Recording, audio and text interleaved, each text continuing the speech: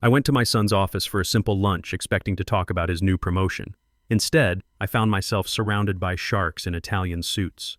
Just as the pen touched the paper that would have ended my freedom, a stranger spilled scalding coffee on my chest and whispered 6 words that saved my life. Don't sign anything. Just run away. What I discovered next wasn't just a betrayal. It was a death sentence signed by my own flesh and blood.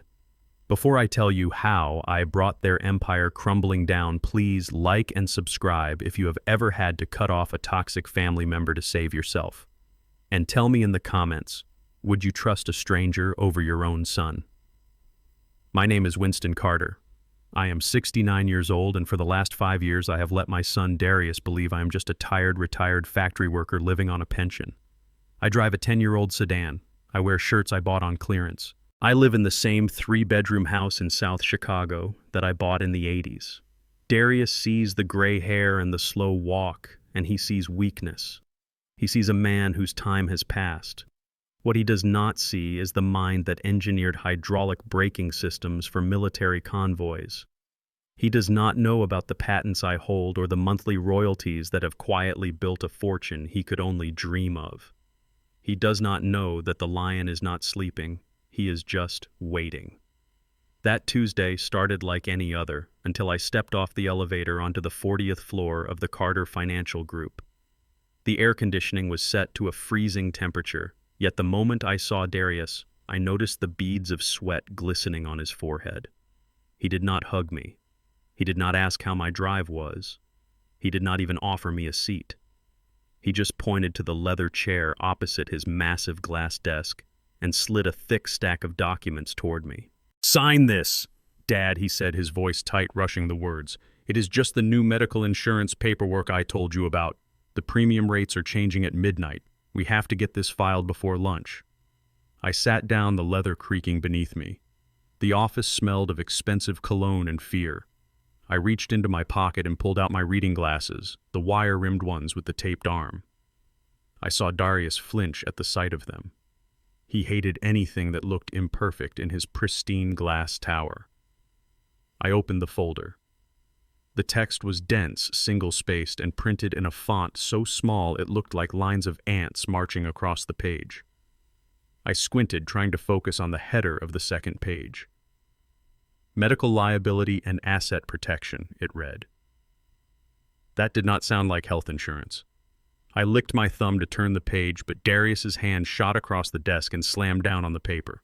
"You do not need to read the fine print, Dad," he snapped, forcing a laugh that sounded more like a cough. "It is standard boilerplate legalese, just lawyers justifying their hourly rates. Trust me, I am the CFO of this company. I think I know how to handle an insurance form." I looked at him. My son, the boy I taught to ride a bike, the man I put through business school. He was wearing a suit that cost more than my first car, but he looked like a cornered animal. His eyes were darting around the room, checking the door, checking his watch, checking everything except my eyes. The speakerphone on his desk buzzed, shattering the silence. A female voice cut through the room, sharp and demanding. It was Brittany, my daughter-in-law. Even through the digital distortion, I could hear the venom in her tone. "Darius, is he there? Did he sign it yet? The movers are already parked down the street. We are on a schedule here." "Movers?" I asked, my hand freezing halfway to the pen. Darius lunged for the phone, hitting the mute button so hard I thought he would crack the plastic. "She means the movers for the office renovation, Dad," he lied. The lie was so clumsy, so desperate, it was almost insulting. "We are moving some furniture around. Brittany is just helping me coordinate. Look, I have a board meeting in 10 minutes. Please, just sign the line at the bottom of page 4 and we can go get steaks. On me." I looked back at the paper. My instincts, the same engineer's instincts that had kept soldiers safe in war zones, were screaming at me. Something was wrong. The air in the room felt heavy, pressurized. I moved Darius's hand aside and leaned in closer to the document. Clause 17, Section B. I read aloud, my voice slow and deliberate. "The signatory hereby grants full and irrevocable power of attorney." Darius snatched the glasses off my face. The world blurred slightly, but the aggression was crystal clear. "Stop it, Dad. You are embarrassing me. You are acting senile. This is why we need to handle your affairs. You cannot even read a simple form without turning it into a federal investigation. Just sign the damn paper." He shoved a gold fountain pen into my hand. His grip was hard, painful. He was not asking anymore. He was forcing. That was when I saw him. In the cubicle just outside the glass wall of Darius's office, a young man was watching us. He was black, maybe 28 years old, with a neatly trimmed beard and eyes that were wide with terror. He was holding a stack of files against his chest like a shield. I knew him vaguely. Trey, a junior auditor. Darius had introduced us once dismissively as the kid who crunches the numbers. Trey was staring right at me. He shook his head. A tiny, almost imperceptible movement. "No." Darius turned his back to me to shout something into his headset, likely to calm Brittany down. In that split second, the glass door to the office swung open. Trey stumbled in carrying a tray with 3 steaming cups of coffee. He looked clumsy, uncoordinated, his feet tangling together. He tripped. It was a spectacular fall. The tray went flying. Hot black coffee splashed all over the desk, soaking the expensive carpet and splashing onto my cheap clearance rack shirt. "Oh my God," Trey yelled, scrambling to his knees. "Mr. Carter, I am so sorry.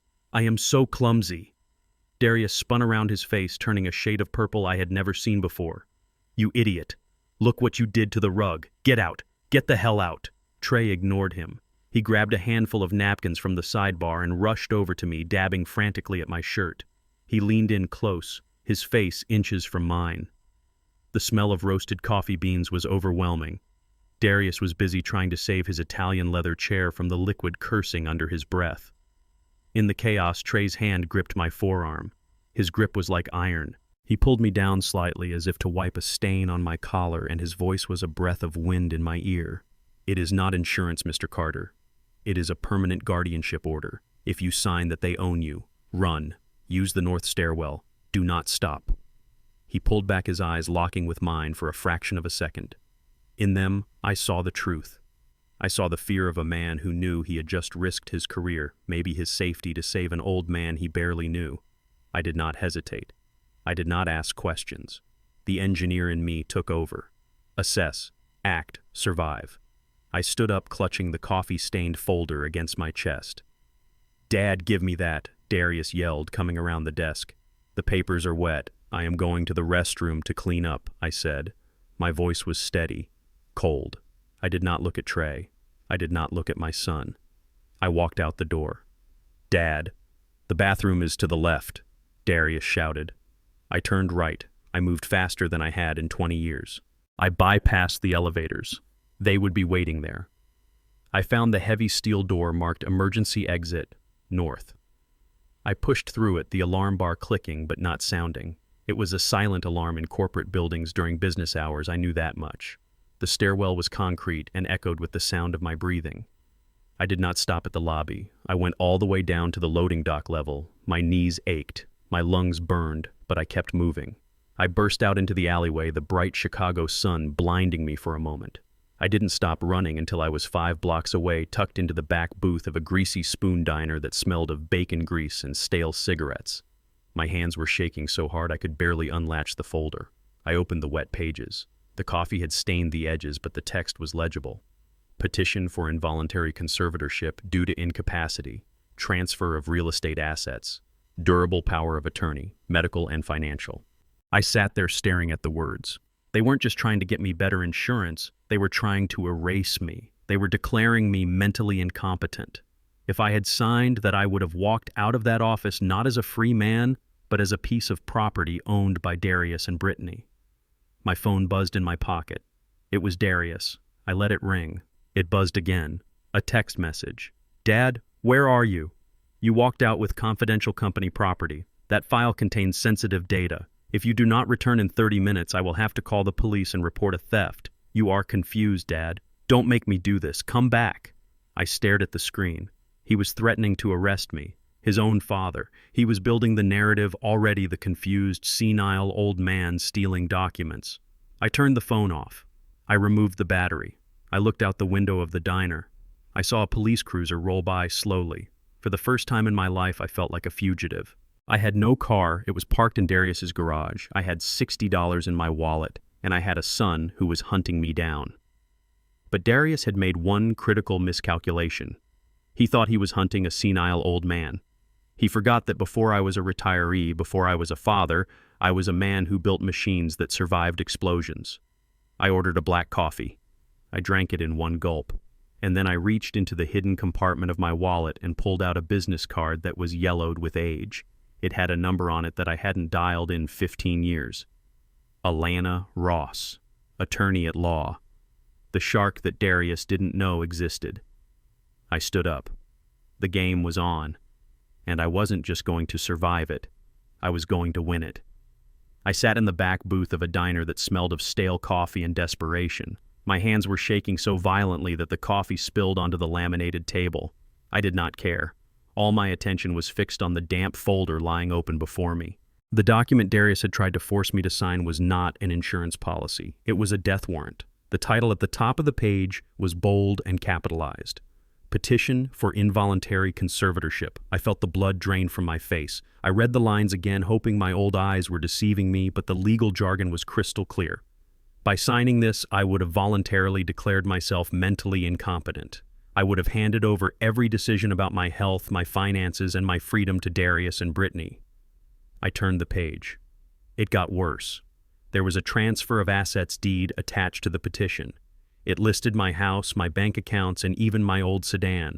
They had itemized my entire life down to the penny. They knew about the savings account at the local branch. They knew about the pension deposits. They had done their homework. I felt a cold sweat break out on the back of my neck. This was not just greed. This was an eviction notice from my own existence. If I had signed that paper, I would have walked out of that office a ghost. They could have placed me in the cheapest state-run facility they could find, and I would not have had the legal standing to object. I would have been a prisoner in my own body, legally silenced by the son I raised. I looked at the date on the draft. It was prepared 3 weeks ago. 3 weeks. While I was fixing the leaky faucet in my kitchen, thinking about inviting them over for a barbecue, they were sitting in a lawyer office drafting the paperwork to erase me. I felt a physical pain in my chest, sharp and jagged. It was the heartbreak of a father realizing his son does not love him. His son sees him as a line item on a balance sheet, a liability to be liquidated. I took a sip of the black coffee, but it tasted like ash. I looked around the diner. Nobody looked at me. To them, I was just an old black man in a cheap shirt reading some papers. They did not know I was 5 minutes away from being legally declared a vegetable. My mind raced back to last Sunday. The pieces of the puzzle started to slam into place with terrifying clarity. I remembered the dinner at Darius' house. Brittany had been unusually attentive. She had insisted on making me a special herbal tea after the meal. "It is for your memory, Winston," she had said with that sugar-sweet smile of hers. "It helps with cognitive function." I drank it because I trusted her. An hour later, I felt dizzy. My words started to slur. I remembered dropping my fork and not being able to pick it up. Darius had looked at me then, not with concern, but with a calculating stare. He had turned to Brittany and nodded. "See, he is getting worse," he had said. "He can barely feed himself." It was a setup. They were not just observing my decline. They were manufacturing it. The blue pills Brittany gave me last week, she said they were vitamins. Multivitamins for men over 60, I took them. The next morning, I woke up confused, not knowing what day it was. I thought it was just age catching up with me. I thought I was tired. But now, looking at these papers, I knew the truth.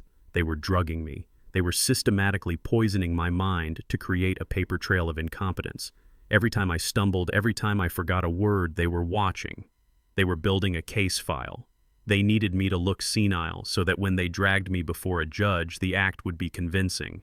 The rage that filled me was hot and blinding. They had weaponized my trust. They had used my love against me. My phone buzzed on the table, vibrating against the hard surface like an angry hornet. The screen lit up. It was Darius. My instinct was to throw the phone across the room, but I needed to know. I needed to hear his voice one last time before I declared war. I pressed the green button and held the phone to my ear. I did not say a word. I just listened. "Dad, where are you?" Darius' voice was not panicked anymore. It was cold. Hard. It was the voice of a stranger. "You walked out of a secure building with confidential company property. That file contains sensitive client data." I looked at the file. It contained nothing but my life. There was no client data. He was lying. He was building the narrative. "I know what this is, Darius," I said, my voice low and steady. I read it. There was a pause on the other end, a heavy silence where I could hear him breathing. When he spoke again, the pretense was gone. The mask had fallen off completely. "You are confused, Dad. You are not well. This is exactly why we need to do this. You are paranoid. You are stealing things. You are a danger to yourself." "I am not the one stealing," I said. "Listen to me, Winston." He used my first name. He had never done that before. It was a slap in the face. "If you are not back in my office in 30 minutes, I am calling the police. I will report a theft. I will tell them my father, who suffers from severe dementia, has stolen sensitive legal documents and is wandering the city in a state of confusion. They will put an APB out on you. They will find you. And when they do, they will bring you straight to me because I am your next of kin. And this time I will not ask you to sign. I will have a court order." The threat hung in the air. He was going to use the police to capture me. He was going to turn the law into his personal weapon. He knew that a confused old black man with a file folder running from the police would not be listened to. He was banking on the system working against me. "You have 30 minutes, Dad. Bring the folder back. We can do this the easy way or the hard way. But either way, you are not going home. Your keys are in my desk. Your house is already being prepped. Do not make this ugly." The line went dead. I stared at the phone. He had my keys. My house was being prepped. The word echoed in my mind. Prepped. That meant they were already clearing it out. They were already erasing me from the home I had lived in for 30 years. I was not just fighting for my money anymore. I was fighting for my survival. I looked at the clock on the wall. 29 minutes left. I stood up and threw a $20 bill on the table. I grabbed the folder. I was not going back to the office. I was not going to the police. Darius was right about one thing. I was not going home because I did not have a home anymore. I walked out of the diner and into the harsh sunlight. I had to move. I had to disappear. And I had to find the one person who could stop a shark like Darius. I needed a killer. I reached into my pocket for the card I had kept for emergencies. Alana Ross. It was time to wake the sleeping giant. I stood paralyzed in the shadows of my neighbor's oak tree, watching the rain slant down like steel needles. My own house. The brick bungalow I had paid off 20 years ago felt like a fortress designed to keep me out. The shiny new digital lock on the back door mocked me with its red blinking light. It was over. The physical reality of my situation crashed down on me harder than the storm. I was 69 years old. I was soaking wet. My blood pressure pills were sitting in a cabinet I couldn't open. My warm clothes were in a box I couldn't reach. I crouched lower as a flash of lightning illuminated the yard. I saw the dumpster again, a metal coffin holding the shattered remains of my wife's memories. Brittany's laughter seemed to echo in the thunder. "Hello, Cabo," she had said. They were already spending the money they hadn't even stolen yet. I shivered, a violent tremor that started in my spine and rattled my teeth. It wasn't just the cold, it was the shock of absolute erasure. In the span of 4 hours, I had gone from a respected father and retired engineer to a homeless fugitive. I had $60 in my pocket and the clothes on my back. If I stayed here, hypothermia would take me before the police did. I couldn't go to a hotel. They would ask for ID and a credit card, both of which would alert Darius. I couldn't go to a friend. Everyone I knew was also Darius's friend. Or worse, they bought into the poor, senile Winston narrative. I was alone on an island of my own making. I forced myself to move. My joints protested, stiff and aching from the dampness. I skirted the edge of the property, moving like a thief through the alleyways. The rain was relentless, plastering my thin shirt to my skin. I needed a phone. Not my cell phone. I had tossed the battery into a storm drain 3 blocks back to kill the GPS. I needed a landline, a ghost line. I found it behind a derelict gas station on the edge of the district. A payphone battered and graffiti tagged, the metal cord hanging like a silver snake. It was a relic just like me. I fumbled in my pocket for the loose change I always kept for parking meters. 2 quarters. My hands were shaking so bad I dropped one. It clattered onto the wet concrete. I fell to my knees, scrabbling in the oily puddle until my fingers closed around the cold metal coin. I stood up panting and fed the machine. I didn't need to look at the card. The number was burned into my memory, a failsafe I had hoped never to use. The line rang, a hollow, lonely sound. Alana Ross Law Offices. The voice was sharp, professional, clipped. I need to speak to Alana, I said. My voice sounded wrecked like gravel grinding in a mixer. Ms. Ross is in a deposition. May I ask who is calling? Tell her it's Winston Carter, I said, water dripping from my nose onto the receiver. Tell her the Omega protocol is active. Tell her they breached the perimeter. There was a pause, a heavy silence, then a click and the hold music cut out instantly. Winston. Her voice hadn't changed in 15 years. It was still smoke and steel. Alana Ross, the woman who had helped me secure the military patents when the government tried to lowball us. The only person on earth who knew exactly how much I was worth. They took the house, Alana, I said, the words tumbling out. Darius and his wife. They filed for involuntary conservatorship.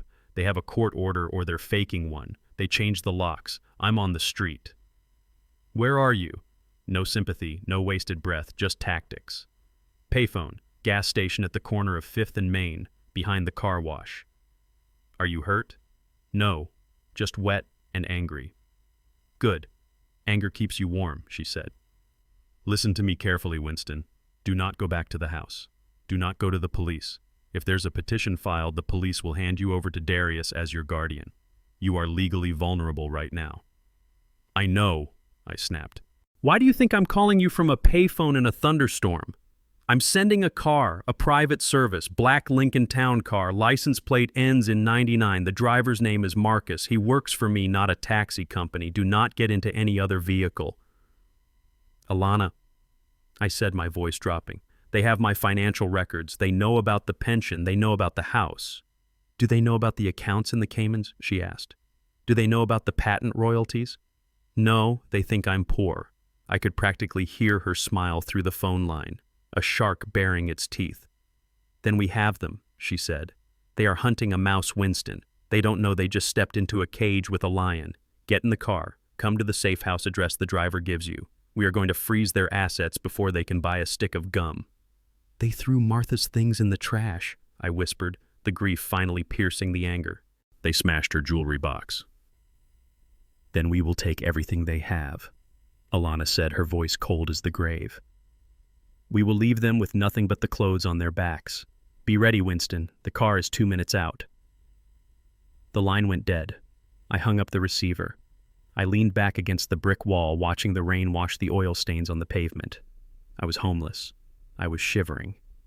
But the fear was gone. It was replaced by a cold mechanical precision. Headlights swept across the alley. A sleek black car pulled up silently. The window rolled down. Mr. Carter, the driver asked. I opened the door and slid into the dry, warm leather interior. Drive, I said. We have a war to start. The car ride was silent and fast. We pulled into the underground garage of an unassuming brutalist building on the outskirts of the financial district. This was not the glass tower where Darius worked with its fake smiles and leased furniture. This was a fortress. The elevator opened directly into a space that smelled of old paper and expensive scotch. Alana Ross was waiting for me. She did not look like a woman who had been out of my life for 15 years. She looked like a general waiting for a status report. She wore a sharp gray suit that looked like armor. Her hair was cut in a severe bob, and her eyes were scanning me for damage before I even stepped off the lift. Sit down, Winston, she commanded, pointing to a chair made of dark wood. You look like hell. I sat. I felt like hell. The adrenaline of the escape was fading, replaced by a bone-deep exhaustion. But Alana did not give me time to feel sorry for myself. She slid a black binder across the mahogany desk. It hit the wood with a heavy thud. Open it, she said. I opened the binder. It was a forensic financial report. The first page was a summary of my son's net worth. The numbers were printed in red ink, a sea of red. I felt my stomach turn. I knew Darius liked nice things. I knew he leased his cars. I knew Brittany liked designer bags, but I thought he was successful. I thought he was the CFO of a major firm. He is not just broke. Winston, Alana said, her voice cutting through the air like a scalpel. He is underwater. Deep underwater. I turned the pages. Credit card debt totaling $200,000. 3 mortgages on his primary residence. Personal loans from entities that did not look like banks. This is bad, I whispered. It gets worse, Alana said. Keep reading. Page 10. I flipped to page 10. It was an internal memo from the Carter Financial Group, a notice of an impending external audit. Darius has been cooking the books, Winston. Alana stood up and walked to the window, looking out at the rainy city. He has been skimming from the company operating fund to cover his personal losses. He bet big on cryptocurrency futures 6 months ago. He leveraged everything. And the market crashed. He lost $5 million of company money. $5 million. The number hung in the air. My son was not just a bad investor. He was an embezzler, a thief. The auditors arrive on Thursday morning. Alana continued, turning back to face me. That is in 48 hours. If he does not replace that $5 million by Thursday, he goes to federal prison for 20 years. The realization hit me harder than the coffee Trey had spilled on me. The rush, the panic in his office, the sudden need for my signature. He did not want my house because he hated me. He did not want to put me in a home because I was annoying. He needed collateral. He needs assets to leverage a hard money loan. I said, my voice trembling with rage. He needs to show the bank he has $5 million in equity to get a bridge loan to cover the hole in the company accounts before the auditors see it. Exactly, Alana said. Your house is worth $500,000. Your pension is solid. Your savings are decent. It is not $5 million, but it is enough to get the lenders to extend him a line of credit for a few days. He was going to liquidate your entire life just to buy himself a week of freedom. He was going to throw you into the garbage to save his own skin. I closed the binder. The image of Darius sweating in his office came back to me. He looked desperate because he was a dead man walking. So he destroys me to save himself, I said. That is the plan, Alana confirmed. And right now he thinks he has won. He thinks you are a confused old man wandering the streets. He thinks he just needs to find you, get a doctor to declare you incompetent, and he gets access to your accounts. He does not know you are sitting in my office. I looked at Alana. She was looking at me with pity. It was the first time I had seen that look on her face. She thought she was looking at a man who was about to lose his modest home and his dignity. She thought she had to save me from poverty.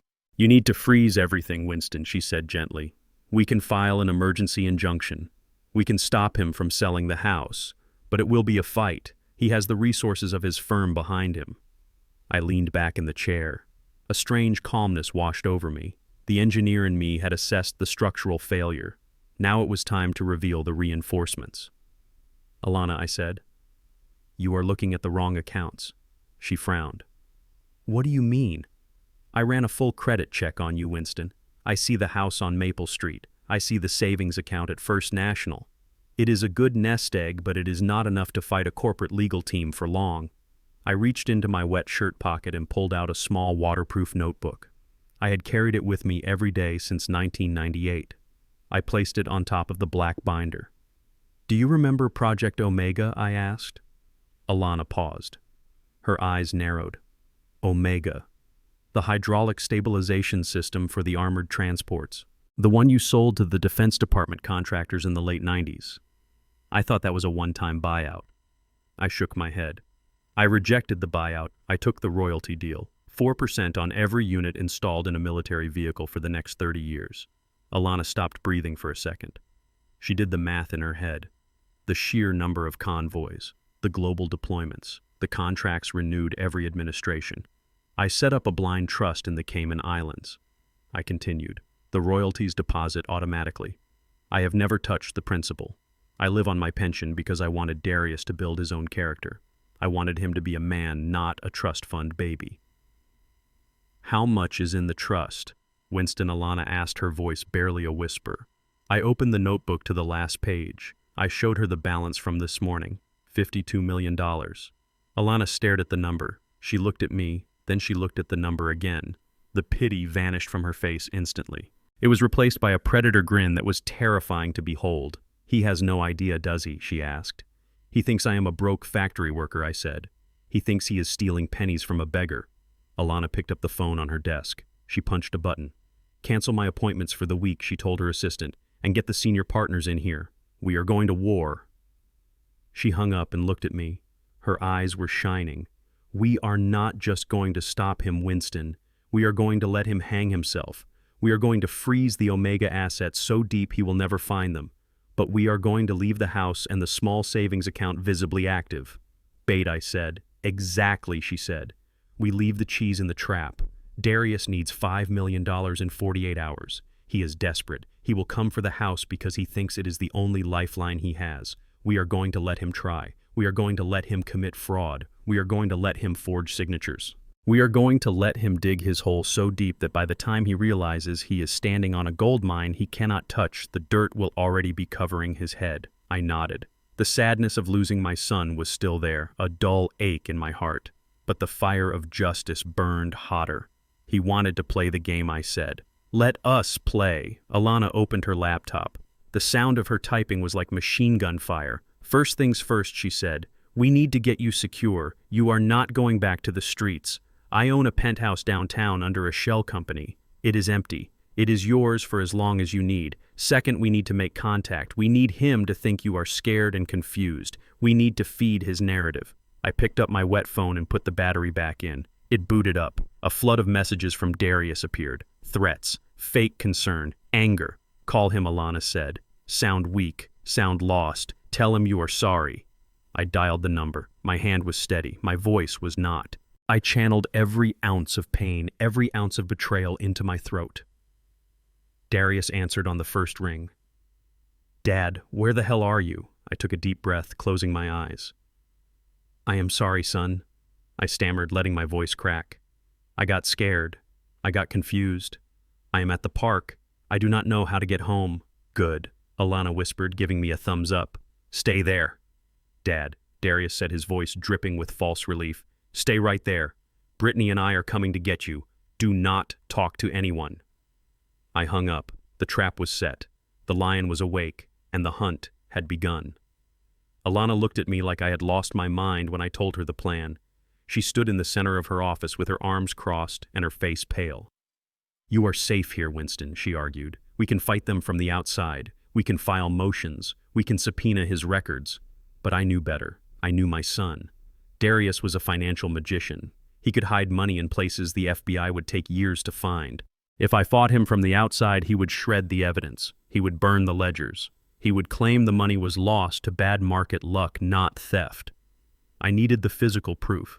I needed the black notebook he kept in his wall safe. I needed to log into his home network and download the transaction history before he wiped the servers. I have to go back inside, Alana, I said, my voice calm. I have to let him capture me. It is the only way he will lower his guard. If I am a fugitive, he will be on high alert. If I am a confused old man locked in his basement, he will get sloppy. He will talk freely. He will make mistakes. Alana paced the room. It is too dangerous, she said. They are desperate. Desperate people do violent things. I survived a war, Alana, I reminded her. I survived raising a son who turned into a viper. I can survive a few days in a basement. Give me the tracker. She sighed and opened her desk drawer. She handed me a small black button no larger than a dime. I slipped it into the lining of my shoe. If you do not check in every 6 hours, I am sending the cavalry, she warned. I nodded. I walked out of her office and back into the rain. I headed for the park bench I had described to Darius. I sat down and waited. The cold seeped into my bones, but I welcomed it. It would make my shaking look more real. I let my posture slump. I let my mouth hang open slightly. I turned off the engineer in my brain and turned on the actor. By the time the black SUV screeched to a halt at the curb, I looked exactly like what they wanted to see. A broken, confused old man. Darius did not come alone. A police cruiser pulled up right behind him, its lights flashing silently in the gray afternoon. This was part of his play. He needed witnesses. He needed an official record of my incompetence. Darius jumped out of his car. He was wearing his raincoat, but he had not bothered to button it. He ran toward me, his face a mask of relief and terror. Dad, thank God, he shouted. He threw his arms around me. To the officers watching from their car, it looked like a loving son finding his lost father. To me, it felt like a python coiling around its prey. His grip was tight, painfully tight. He squeezed my ribs hard enough to bruise. You old fool, he whispered in my ear, his voice a venomous hiss only I could hear. You almost ruined everything. If you ever pull a stunt like this again, I will break your legs myself. He pulled back and tears were streaming down his face. Fake tears. Oscar-worthy tears. "I was so worried, Dad," he sobbed loudly for the officer's benefit. "You wandered off. You did not take your medication. We thought we lost you." 2 officers approached us. One was young Ernest, the other looked bored. "Is this him, sir?" the young one asked. "Yes," Officer Darius said, wiping his eyes. "He gets confused. He thinks he is going to work, but he has been retired for 10 years. The dementia is getting worse fast." I looked at the officers. I made my eyes wide and vacant. I looked at Darius, then at the trees. "I just wanted to go home," I mumbled. My voice was weak, tremulous. "Why are the doors locked, son? I just want to go home." The young officer looked at me with pity. It broke my heart a little to use his compassion against him, but I had no choice. "It is okay, Mr. Carter," the officer said gently. "Your son is going to take care of you. You are safe now." Darius nodded solemnly. "Thank you, officers. I will get him home and get his doctor over immediately. I do not know what I would do without him." He guided me toward his SUV. His hand was on the back of my neck. His fingers dug into my skin, pinching the nerve. It was a control hold. He shoved me into the passenger seat and slammed the door. As he walked around to the driver's side, his face changed. The grief vanished. The mask fell. He looked through the windshield at me with eyes full of pure, unadulterated hatred. He got in and locked the doors. The sound of the locks engaging echoed like a gunshot. "You are going to wish you stayed lost, Winston," he said, starting the engine. The ride to his house was silent. He did not take me to my home. He drove straight to his sprawling suburban estate, the one with the heated driveway and the mortgage he could not afford. He pulled into the garage and closed the door before letting me out. The darkness of the garage felt suffocating. "Get out," he ordered. I stumbled out. The door to the house opened and Brittany was standing there. She was wearing a silk robe and holding a glass of wine. She looked at me with disgust. "Did anyone see him?" she asked. "Just the cops," Darius said, pushing me toward the hallway. "It worked. They logged it as a wandering incident. It is on the record now. We have proof he is a flight risk." "Good," she said, taking a sip of wine. "Put him downstairs. I do not want him smelling up the guest room." They marched me to the basement door. It was a heavy door with a deadbolt on the outside. Darius opened it and shoved me forward. I nearly fell down the stairs, catching myself on the railing just in time. "This is your new home, Dad," Darius called down from the top of the stairs. "It is finished, so do not complain. There is a bathroom and a cot. You stay there until we tell you to move." Brittany walked down a few steps. She looked at me, her eyes glinting in the dim light. She reached into her pocket and pulled out a bottle of pills. "My blood pressure medication. Or at least the bottle looked like mine." "You know, Winston," she said, her voice soft and terrifying. "Old people get confused about their meds all the time. Sometimes they take too many. Sometimes they take the wrong ones. Sometimes they take rat poison thinking it is aspirin. It is such a tragedy when that happens." She shook the bottle. The rattle of the pills sounded like a rattlesnake tail. "If you run again," she whispered, leaning over the railing. "If you say one word to anyone, if you do not sign those papers tomorrow, I will mix your morning dose myself, and you will go to sleep and never wake up. Do you understand me?" I nodded my head, bobbing up and down like a terrified child. "I understand." I whispered, "Please, I just want to sleep." "Good," she said. "Sleep tight." They slammed the door. I heard the deadbolt slide home. I heard their footsteps walking away. I was alone, trapped. I stood in the middle of the basement. It was finished but cold. There was a small cot in the corner, a toilet behind a partition, and a small television on a stand. It was a cell. A comfortable cell, but a cell nonetheless. I let out a long breath. I straightened my back. The shaking stopped. The fear vanished from my eyes. I scanned the room. My engineer eyes looked for angles for weaknesses. I looked at the ceiling. In the corner near the heating vent, a tiny red light blinked. A camera. They were watching me. They wanted to document my madness. They wanted footage to show the judge. "See, Your Honor, see how he talks to himself, see how he paces." I smiled internally. If they wanted a show, I would give them a blockbuster. I let my jaw go slack again. I hunched my shoulders. I started to shuffle toward the cot, dragging my feet. I stopped in the middle of the room and looked at the empty air. "Martha," I said to the empty room, my voice loud enough for the microphone to pick up. "Martha, is that you? Why are you wearing that red dress? We are going to be late for church." I reached out and touched the air as if caressing a ghost. I started to weep. Not for fear, but for the memory of my wife. They took the house. Martha, I sobbed. They took the garden. I collapsed onto the cot, curled into a fetal position. I knew Darius was upstairs watching the feed on his phone. I knew he was smiling. I knew he thought he had won. Let him watch. Let him feel safe. Because while he was watching the screen, he wasn't watching his back. And the door to the basement might be locked, but the network cables running through the walls were wide open. I closed my eyes and waited for nightfall. The lion was in the cage, but the cage was made of glass, and I had a hammer. The doorbell rang upstairs, echoing through the floorboards of my prison cell. It was a jarring sound that broke the monotony of my confinement. I was sitting on the edge of the cot, staring blankly at the wall, rocking back and forth for the benefit of the camera blinking in the corner. My stomach grumbled. They had not fed me since the morning. I heard heavy footsteps above me, followed by the sound of the front door opening. Darius's voice boomed through the floor vents. He was shouting, "You are 2 hours late, Trey. Do you have any idea what time it is? The auditors will be here tomorrow morning and you are strolling in here like you are on vacation." I stopped rocking. Trey, the kid from the office, the one who spilled the coffee, he was here. I heard a softer voice mumbling apologies. It was Trey. "I am sorry, Mr. Carter." The printer at the office jammed. I had to collate the quarterly reports by hand. "I do not pay you to make excuses," Darius snapped. "I pay you to cover my tracks. Did you fix the ledger entries for the shell accounts?" "I did my best," Trey said, his voice trembling. "But there are gaps, Mr. Carter, big gaps. $5 million is hard to hide in 24 hours. "Make it happen," Darius roared.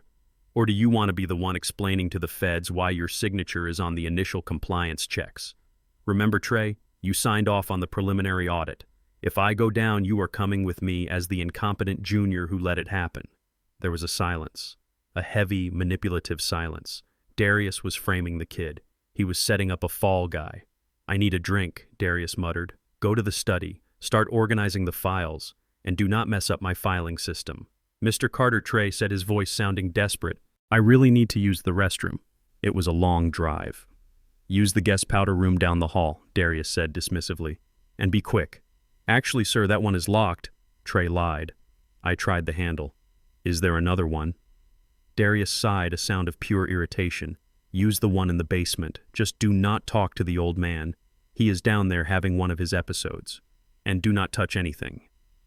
I heard the heavy deadbolt slide back. The door opened. Light spilled down the stairs. "Hurry up," Darius barked. Footsteps descended the wooden stairs. They were hesitant, careful. I resumed my rocking, letting my mouth hang open, muttering nonsense about the weather in 1985. Trey appeared at the bottom of the stairs. He looked terrified. He was holding a leather satchel against his chest like a shield. He looked around the bleak basement, taking in the cot, the toilet partition, and the damp walls. His eyes landed on me. He looked heartbroken. "Mr. Carter," he whispered. I looked up. I made my eyes wide and vacant. "The rain is coming," I mumbled. "We need to bring in the laundry." Trey took a step closer, checking the stairs behind him to make sure Darius was gone. "It is me, Trey," he said softly. "I tried to help you at the office."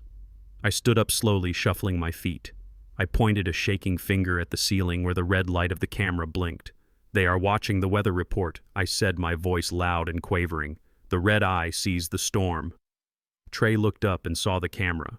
His eyes went wide. He understood immediately. He nodded and moved toward the bathroom partition, which I had calculated was the only blind spot in the room. He beckoned me to follow. I shuffled after him, still muttering, until we were both squeezed behind the thin privacy screen. We were hidden from the lens. The moment we were out of sight, I straightened my back. The vacant look vanished from my eyes. I grabbed Trey by the shoulders, my grip firm and strong. "Listen to me, son," I whispered, my voice sharp and commanding. "We do not have much time." Trey nearly jumped out of his skin. He stared at me as if he had seen a ghost. "You are not crazy," he breathed. "I am the furthest thing from crazy," I hissed. "But Darius is going to kill us both if we do not act. He is setting you up, Trey." I heard him. "He is going to blame the embezzlement on you." Trey nodded, tears welling in his eyes. I know. He made me sign documents I did not understand. He has access to my login. He moved the funds using my terminal. I am going to prison, Mr. Carter. I have a baby on the way. I cannot go to prison. You are not going to prison, I said. I reached into the waistband of my trousers. When Alana's driver dropped me at the park, I had taped a small flat USB drive to my hip just in case. It contained the payload Alana's tech team had prepared. A worm. A digital key that would expose every transaction Darius had ever hidden. Take this, I said, pressing the cold metal into his hand. What is it? Trey asked, looking at the drive. It is the end of Darius Carter, I said. When you go back up to the study, plug this into his main server tower. It will look like a standard driver update. It will take 30 seconds. Once it is installed, it will copy the real ledger, the one he keeps on the encrypted partition, and send it directly to my lawyer and the SEC. Trey looked at the drive, then at me. He was shaking. If he catches me, he will kill me, Trey whispered. If you do not do this, he will bury you, I countered.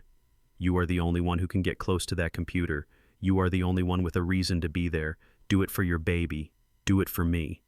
I looked into his eyes. I saw the fear, but I also saw the anger. The same anger I felt. The anger of a good man being used by a monster. I will do it, Trey said, closing his fist around the drive. Good, I said. Now hit me. What Trey asked, blinking. Push me. Make a noise. We need to sell this. Before he could react, I heard the click of heels on the stairs. It was not the heavy tread of Darius. It was the sharp, rapid staccato of Brittany. Who are you talking to? She screeched from the top of the stairs. She was coming down, fast. Trey looked at me, panic seizing his face. He had the USB in his hand. If she saw it, we were dead. Hide it, I hissed. Trey fumbled. He had no pockets in his shirt. He did the only thing he could think of. He dropped to one knee, pretending to tie his shoe. He jammed the USB drive deep inside his sock, shoving it down past the ankle bone just as Brittany rounded the corner. What are you doing down here? She demanded. She was wearing a white dress that cost more than my car used to. Her face was twisted in suspicion. She looked at the partition where we were standing. Trey stood up, his face flushed. I am sorry, Mrs. Carter, he stammered. I was just fixing my shoe. The laces came undone, and I needed to use the facilities. Why were you talking? Brittany asked, stepping closer. I heard voices. Trey looked at me. I slumped against the wall, letting my mouth hang open again. I started to pick at my shirt buttons, my hands trembling. He was asking me for a towel. Trey lied quickly. He thought I was the orderly. He thinks he is in a hospital. I looked at Brittany. My eyes unfocused. Nurse, I rasped. Nurse, I need my pills. The blue ones. The ones that make the spiders go away. Brittany looked at me with pure disgust. She wrinkled her nose as if she smelled something rotting. He is delusional, she spat. He talks to the walls all day. Hurry up and finish your business. Darius needs those files organized before dinner. She stared at Trey's feet. My heart hammered against my ribs. Did she see the bulge in his sock? Did she suspect? You are sweating, she noted. It is hot down here, Trey said, wiping his forehead. She narrowed her eyes. She looked from him to me and back again. For a second, I thought it was over. I thought she would demand he take off his shoes. I tensed my muscles, ready to fight if I had to. Just get upstairs, she said finally, turning on her heel, and lock the door behind you. I do not want him wandering around the house at night. She walked back up the stairs, her heels clicking like a countdown. Trey let out a breath he had been holding for a minute. He looked at me one last time. 30 seconds, he whispered. 30 seconds, I confirmed. He walked out from behind the partition. He climbed the stairs. I heard the heavy door slam shut. I heard the deadbolt slide home. I was alone again, but I wasn't helpless anymore. The virus was in the building. The infection had begun. I went back to my cot, sat down, and waited for the system to crash. They brought me up from the basement like a show dog that had seen better days. Darius insisted on it. He wanted to prove to his in-laws that he was taking good care of his poor invalid father. They sat me at the far end of the long mahogany dining table, the one I had paid for when Darius graduated business school. My place setting was different from the others. They had crystal goblets and porcelain plates. I had a plastic bowl filled with lukewarm oatmeal and a plastic spoon. The doorbell rang, and the atmosphere in the room shifted from tense to performative. Brittany smoothed her dress and put on a smile that looked like it hurt her face. Darius straightened his tie. They opened the door to welcome the Millers. Robert and Joyce Miller walked in carrying the scent of old money and expensive gin. They were tanned fit and radiated a specific kind of arrogance that comes from never having been told no. Robert Miller shook Darius's hand with a grip that looked condescending. Joyce kissed the air near Brittany's cheek. Then they saw me. Robert stopped mid-stride. He looked at me with a mixture of amusement and disgust, as if he had found a cockroach on his shoe. "So this is the patriarch," Robert said, his voice booming. "He does not look like much of a threat to the bottom line anymore, does he? He is having a good day," Darius said, quickly guiding them to their seats. "Usually he does not recognize us. We are just trying to make his last days comfortable." "Comfortable?" Robert scoffed, sitting down and placing a gold-plated smartphone on the table next to his fork. "You are too soft, Darius. In my day, we put the horses out to pasture when they stopped pulling the plow. We did not invite them to dinner." Joyce giggled, a brittle sound like breaking glass. "Oh, stop it, Robert, you are being terrible. But honestly, Darius, that smell. Does he have to eat with us? It is a bit distressed. He needs supervision," Brittany said, pouring wine for her parents. "If we leave him alone, he tries to eat the drywall. It is safer this way." I sat silent, staring at my oatmeal. I let my hand tremble. I let a little bit of saliva gather at the corner of my mouth. I made myself small. I made myself invisible. I watched Robert Miller out of the corner of my eye. He was already 3 drinks in. His face was flushed. He was loud. "So, let us talk business," Robert said, cutting into his steak. "Brittany tells me you are finally liquidating the old man's assets. Smart move. The market is peaking. We are filing the paperwork tomorrow," Darius said, his voice eager to please. "The house in South Chicago should fetch $500,000. It is a tear down, but the land is good." "500," Robert mused. "That is decent seed money. Not a fortune, but enough to get you into the buy-in for the yacht club." "I found a boat, Darius.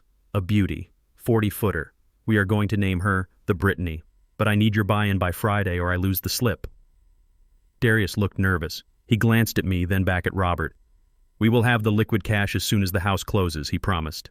"You better," Robert said, pointing his steak knife at Darius. "I am not covering your share again. You want to play with the big boys, you have to pay the admission fee. And frankly, I am tired of waiting for this one to kick the bucket naturally." He gestured at me with the knife. "It is a mercy, really," Robert continued, taking a large swig of wine. "Look at him. He is empty. There is nothing going on behind those eyes. It is a waste of resources to keep the lights on in an empty house. Selling his property to buy a boat is just efficient asset reallocation. He would probably want us to have it if he had the brain power to understand what a boat was." They all laughed, even Darius. My son laughed at the idea of selling my home to buy a yacht for the man who despised him. My hand gripped the plastic spoon. The rage was a cold, hard knot in my stomach. They were carving up my life like a turkey. They were eating steak paid for with my credit while I ate slop. I looked at Robert. He was leaning back in his chair, his expensive phone balanced precariously on the edge of the table near his elbow. He was pontificating about the marina fees. I decided it was time to make a mess. I let out a low moan, a sound of confusion and distress. I stood up, my knees knocking against the table leg. I swung my arm out in a wide, jerky arc. My hand connected with the plastic bowl of oatmeal. It went flying. The gray sludge exploded across the table. It splattered onto the centerpiece. It landed in Joyce's wine glass. And a large, gloopy portion landed squarely on the front of Brittany's white designer dress. The silence was absolute for 1 second. Then Brittany screamed. It was a primal shriek of fury. She stood up, oatmeal sliding down her silk bodice. "You filthy old animal," she yelled. She lunged across the table. She did not think. She did not hesitate. Her hand cracked across my face with the force of a whip. The slap echoed in the room. My head snapped to the side. I tasted blood. I lost my balance and fell backward, crashing onto the floor. Dad Darius shouted, but he did not move to help me. He stayed in his chair, paralyzed by his wife's rage and his father-in-law's judgment. Robert Miller jumped up to avoid the splash zone. In his haste, his knee knocked against the table edge. The gold smartphone, the one he had been guarding so carelessly, slid off the polished wood. It fell silently onto the thick carpet, landing right next to where I lay, sprawled on the floor. Nobody was looking at the floor. Brittany was screaming about dry cleaning. Joyce was dabbing at her wine glass with a napkin. Darius was trying to calm his wife. Robert was brushing crumbs off his lap. I was the only one down there in the shadows. I was the invisible man, the senile old fool who had just been slapped. I reached out. My hand moved with the speed of the engineer who used to fix engines on moving convoys. I grabbed Robert's phone. In the same motion, I slid my own dead batteryless phone, the one I had kept in my pocket since the park, onto the carpet in its place. They were both black rectangles in dim light. Nobody would know the difference until it was too late. I shoved Robert's unlocked phone into my sock, pushing it deep down next to my ankle.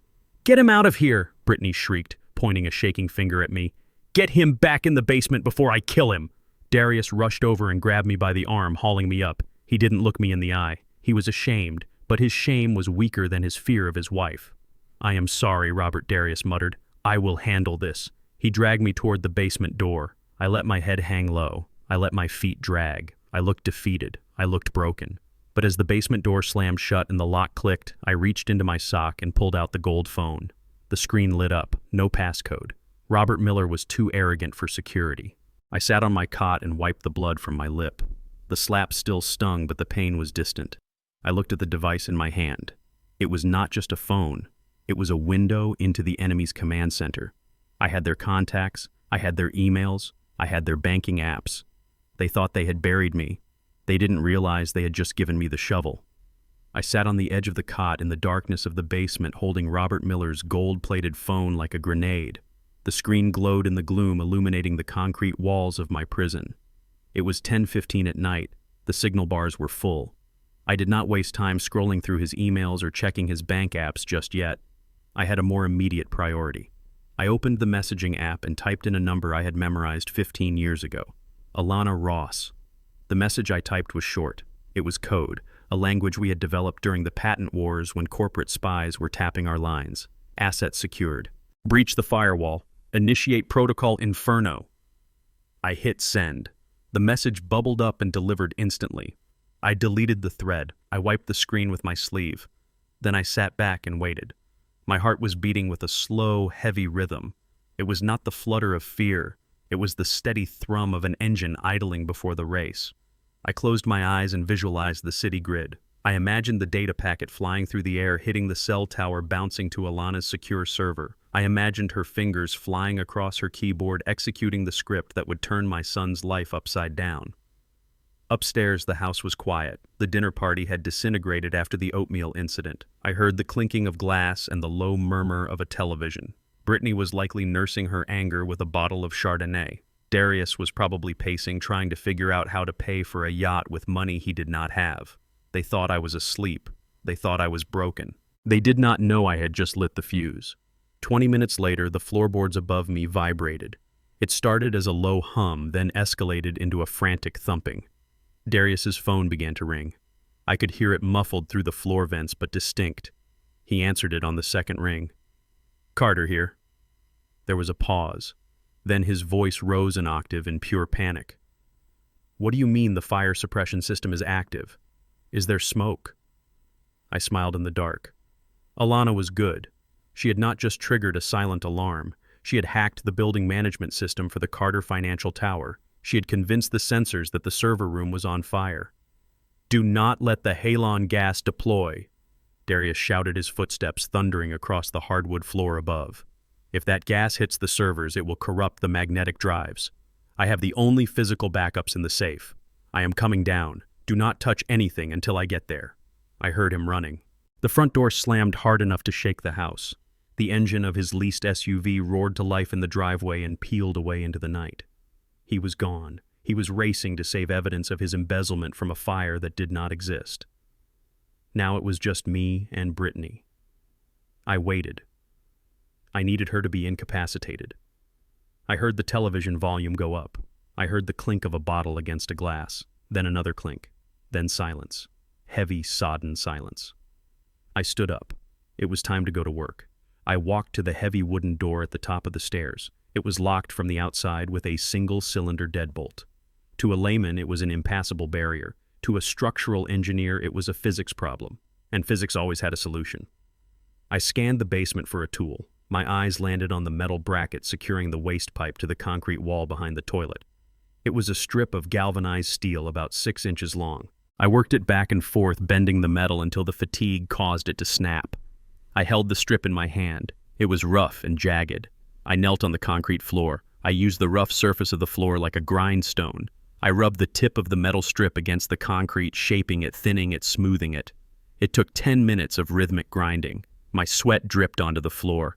My hands ached, but when I was done, I had a makeshift tension wrench and a pick. I climbed the stairs. I slid the metal strip into the keyway. I applied torque. I felt the pins inside the cylinder. 1, 2, 3, 4. I visualized the internal mechanism, the springs, the shear line. I manipulated the metal, gently feeling for the resistance. Click. The lock turned. The deadbolt slid back with a heavy thud. I pushed the door open. The hallway was dark. I stepped out onto the carpet, my socks silent. The air smelled of lavender air freshener and stale wine. I crept toward the living room. Brittany was sprawled on the white leather sofa, one arm dangling off the edge, an empty wine glass resting precariously on the rug. She was out cold. Her breathing was deep and rhythmic. I saw my wallet on the side table where Darius had tossed it. I grabbed it, checking for my ID and cards. Everything was there. I could have left right then. The back door was 20 feet away. Freedom was waiting in the cool night air, but I was not leaving empty-handed. I was not just escaping. I was gathering ammunition. I turned away from the exit and headed up the stairs to the second floor. I moved like a ghost. I knew this house better than they realized. I knew where Darius kept his secrets. I entered his home office. It was a shrine to his ego. Leather chairs, mahogany desk, a humidor on the shelf.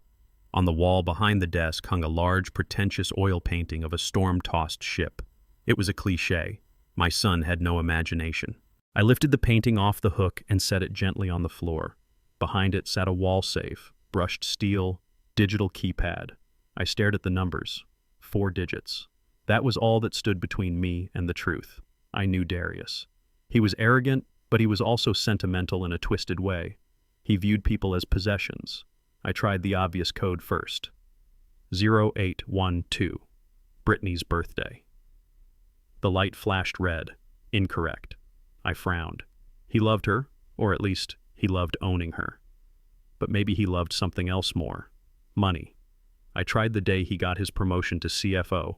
1015. Red light. Incorrect. The keypad beeped a warning. One more wrong try and it would lock out for an hour. I closed my eyes. I thought about my son. I thought about the man who pushed me down a flight of stairs, metaphorically speaking. What was the most important day in his life? Not his wedding, not his promotion. It was the day he thought he finally beat me. The day he bought this house to prove he was better than his factory worker father. I remembered the date. He had rubbed it in my face. July 4th. Independence Day, he had called it. I typed in 0704, the mechanism word. The light turned green. Click. I pulled the heavy steel door open. The smell of old paper wafted out. Inside, there were stacks of cash rubber banded in thick bricks. There were watches. There were passports. But I pushed past the cash. I reached into the back of the safe and pulled out a small black leather-bound notebook. The ledger. I opened it. My hands trembled slightly, not from fear, but from validation. It was all there. Handwritten entries. Bribes to city inspectors. Kickbacks from construction contractors. Transfers to offshore shell companies listed by account number. Names, dates, amounts. This was not just evidence of bad investments. This was a confession of federal crimes. This was the book that would put him away for 20 years. I tucked the notebook into the waistband of my trousers. I grabbed a stack of $100 bills from the safe, about $5,000. I considered it a down payment on the pain and suffering he had caused me. I closed the safe. I rehung the painting. I walked out of the office and back down the stairs.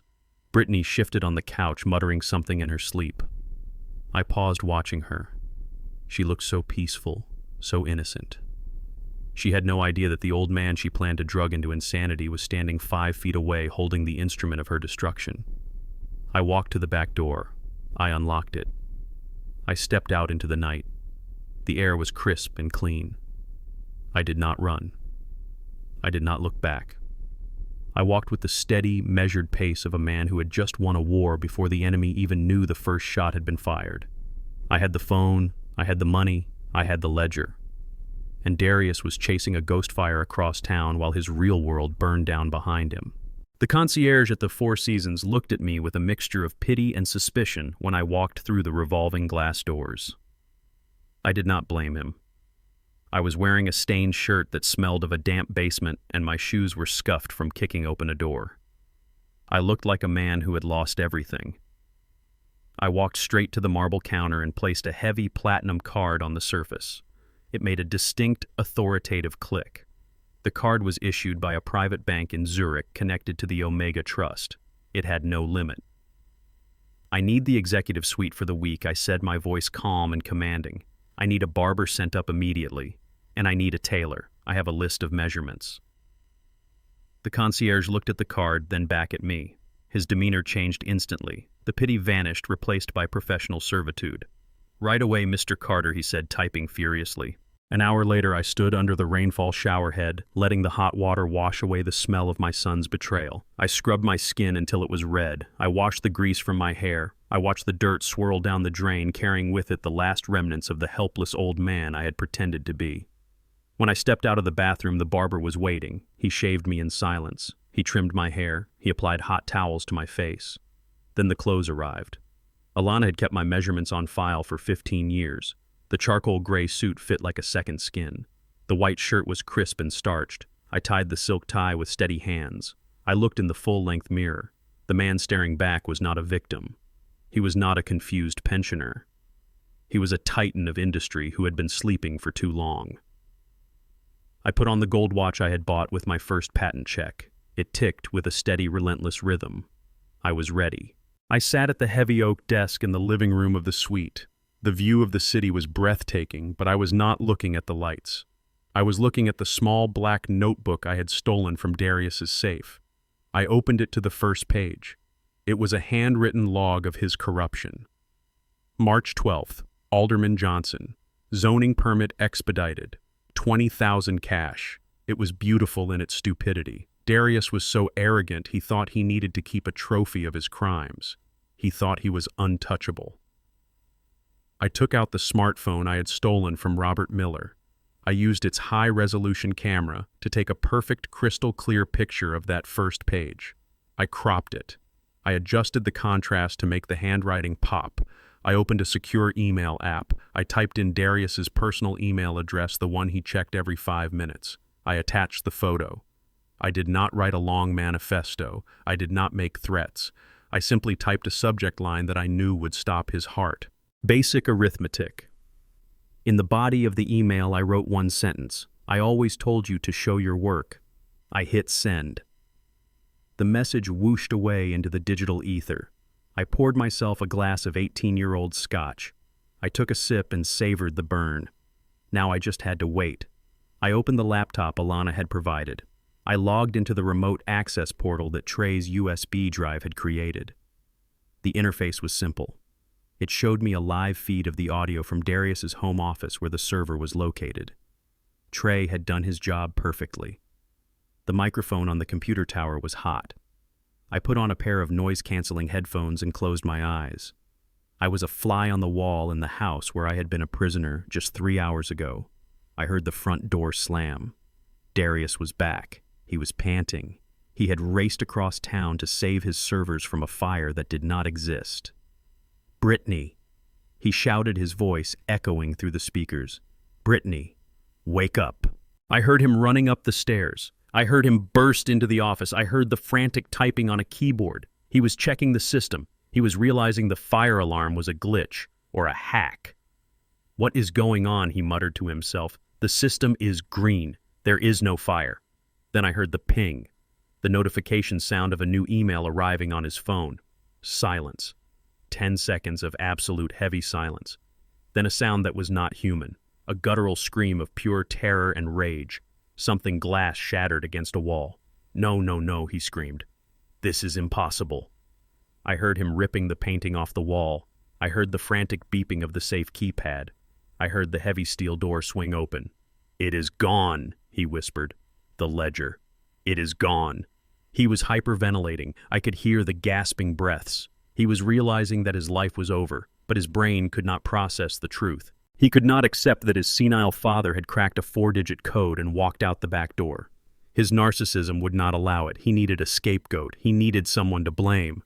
"Brittany," he roared. I heard him storm out of the office. I heard him running down the hall to the master bedroom where Brittany was likely sleeping off her wine. "You traitor," he screamed. I heard a door slam open. Brittany shrieked. "Darius, what are you doing?" she yelled, her voice thick with sleep. "You gave it to him," Darius shouted. "You gave him the code. You are the only one who knew. You are the only one here. What are you talking about? Get off me," she screamed. "The ledger," Darius yelled. "The black book. It is gone. And Dad is gone. The basement door is open. You let him out. You cut a deal, didn't you? You realized the ship was sinking and you sold me out to save yourself. I did not let him out, you crazy bastard." "I was asleep," she screamed back. "Liar," Darius shouted. "How did he get the code?" "It was July 4th, the day we bought this house. You knew that. You told him." "Did you take the cash too? Did you take the 5 grand stack?" "I did not take anything," Brittany yelled. "You are hurting me. You are trying to frame me." Darius ranted, his voice cracking with paranoia. "You want the money for yourself. You want to run off with that tennis instructor you think I do not know about. You gave the old man the book so he could blackmail me while you file for divorce. I do not have a tennis instructor, you paranoid freak," she screamed. "And your father is a vegetable. He cannot blackmail anyone. He probably wandered off into the woods to die." "Then explain the email," Darius screamed. "Explain how he sent me a picture of the ledger from a secure server 5 minutes ago. Explain that, Brittany." There was a silence, a stunned, terrified silence. "He sent you an email," she whispered. "Yes," Darius hissed, with a subject line only he would use. "He is not senile. He never was. He played us. And you helped him." "I swear I did not," she cried. "I do not believe you." Darius said, his voice dropping to a deadly calm. "You are going to help me find him, and we are going to get that book back. Or so help me God, I will burn this whole house down with you inside it."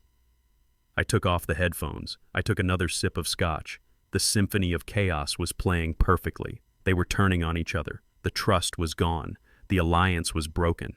Darius was chasing shadows and fighting ghosts in his own home. He was terrified not just of the law, but of the betrayal he imagined. I looked at the city lights twinkling below me. I had freedom. I had resources. And I had the one thing Darius Carter never accounted for. I had patience. This was just the opening move. Tomorrow, I would introduce a new player to the game. Tomorrow, I would show Darius that his problems were not just inside his house. They were sleeping in his bed in ways he never imagined. I picked up the file on Brittany that Alana's investigator had compiled. It was time to pay a visit to a man named Jack, Brittany's first husband, the one she never legally divorced. The sun was barely up when Alana knocked on the door of my hotel suite. She was not alone. A man with a tired face and a tablet under his arm stood behind her. This was Marcus, the private investigator she kept on retainer for cases that required digging through the mud. He did not waste time with pleasantries. He walked to the dining table and laid out a series of photographs and a certified copy of a document from the Clark County Recorder in Nevada. I looked at the photo. It was grainy, taken from a distance, but the subjects were unmistakable. It was Brittany. She looked younger, her hair was bleached blonde, and she was wearing a denim skirt, but it was her. She was hanging off the arm of a man who looked like he had been chewed up and spit out by life. He was skinny with tattoos on his neck and a cigarette dangling from his lip. "Who is he?" I asked, picking up the photo. "His name is Jack Reynolds," Marcus said, his voice gravelly. "He is a semi-professional poker player, which is a polite way of saying he is a gambling addict who lives out of his car. He currently resides in a motel on the south side, about 10 miles from here." I looked at the document next to the photo. It was a marriage certificate, dated 7 years ago, Las Vegas, Nevada. Brittany Ann Miller to Jack Stephen Reynolds. I looked at Alana. I waited for the other shoe to drop. We ran a nationwide search. Alana said, a small, satisfied smile playing on her lips. "We checked every court docket in every state she has lived in. There is no divorce decree, Winston. There is no annulment. There is no record of dissolution." I felt a laugh bubble up in my chest. It was a dark, cold sound. "She is still married," I said. "Legally, yes," Alana confirmed. "Which means her marriage to Darius is void ab initio. It means she has no claim to his assets. It means she has committed bigamy, which is a felony in this state. And it means she has been lying to your son every single day for 5 years." I looked back at the photo of Jack Reynolds. He looked desperate. He looked like a man who made bad choices. He looked exactly like the kind of weapon I needed. "Does he know where she is?" I asked. "He thinks she moved to Europe," Marcus replied. "She ghosted him 5 years ago when she met Darius. Jack has been looking for her. He thinks she owes him money from a jackpot they split." I picked up the stack of $100 bills I had taken from Darius' safe. "Find him," I said to Marcus. "Tell him an old friend wants to buy him a drink. And tell him I know where his wife is hiding." 2 hours later, I sat in a booth at a dive bar called the Rusty Anchor. The air smelled of stale beer and regret. Jack Reynolds slid into the seat opposite me. He looked worse than the photo. His eyes were bloodshot and his hands shook with a tremor that I recognized. It was the withdrawal of a man who needed action. "Who are you?" he asked, eyeing the expensive suit I was wearing. "You a cop?" "I am an investor," I said, sliding a manila envelope across the scarred table. "And I am investing in your reunion." Jack opened the envelope. He saw the stack of cash. $5,000. His eyes went wide. He licked his lips. "What do you want?" he asked, his voice dropping to a whisper. "I want you to go to work," I said. "Your wife works at the Carter Financial Group, or rather, she spends her husband's money there. She is in the lobby right now planning a gala. I want you to go there. I want you to say hello. Brittany." Jack spat the name like a curse. "That witch left me with a 20 grand debt in Vegas. She said she was going to get cigarettes." "She is doing very well for herself," Jack, I said. "She drives a Mercedes. She wears diamonds. And she is married to the CFO, a man who thinks she is a princess." Jack laughed, a harsh barking sound. "A princess. She used to wait tables at a strip club.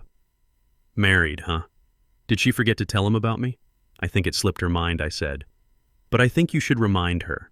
And I think you should remind him, loudly." Jack looked at the money. He looked at me. A slow, cruel grin spread across his face. "You want a scene?" he asked. "I want a blockbuster," I replied. "I want everyone in that building to know that Mrs. Carter is actually Mrs. Reynolds. I want you to ask for your share of the marital assets." Jack grabbed the envelope and stuffed it into his jacket. "Consider it done," he said, standing up. "I always wanted to see the inside of a skyscraper." I watched him leave. He walked with a new bounce in his step, the confidence of a man who suddenly had leverage. I finished my water and stood up. I had a front row seat to catch. I headed to the Carter Financial Group building, not to go inside, but to watch from the cafe across the street. It was lunch hour. The lobby of the Carter building was packed with high-level executives, clients, and partners. It was a cathedral of glass and marble echoing with the hushed tones of serious money. Darius was standing near the reception desk talking to a group of Japanese investors. Brittany was beside him playing the role of the dutiful corporate wife, smiling and nodding. She looked perfect, pristine. Then the revolving doors spun. Jack Reynolds walked in. He was wearing dirty jeans, a leather jacket that had seen better days, and boots that left muddy prints on the polished marble floor. He stood out like a flare in a dark room. The security guard at the desk looked up, startled. "Excuse me, sir," the guard started to say, stepping out from behind the console. Jack ignored him. He scanned the room, his eyes locked onto Brittany. "Brittany," he roared, his voice echoing off the vaulted ceiling. The silence that fell over the lobby was instant and absolute. Every head turned. The Japanese investors stopped talking. Darius froze, his smile faltering. Brittany turned pale, her face draining of color so fast she looked like a statue. Jack strutted across the lobby. He pushed past a junior associate who tried to block him. "Baby, you look great," Jack shouted, spreading his arms wide. "Is that silk?" "Nice. A lot better than the polyester uniform at the Golden Nugget." Darius stepped forward, his face flushing red with anger and embarrassment. "Who are you?" he demanded, stepping in front of Brittany. "Security, get this bum out of here." "Bum," Jack laughed, stopping 3 feet from Darius.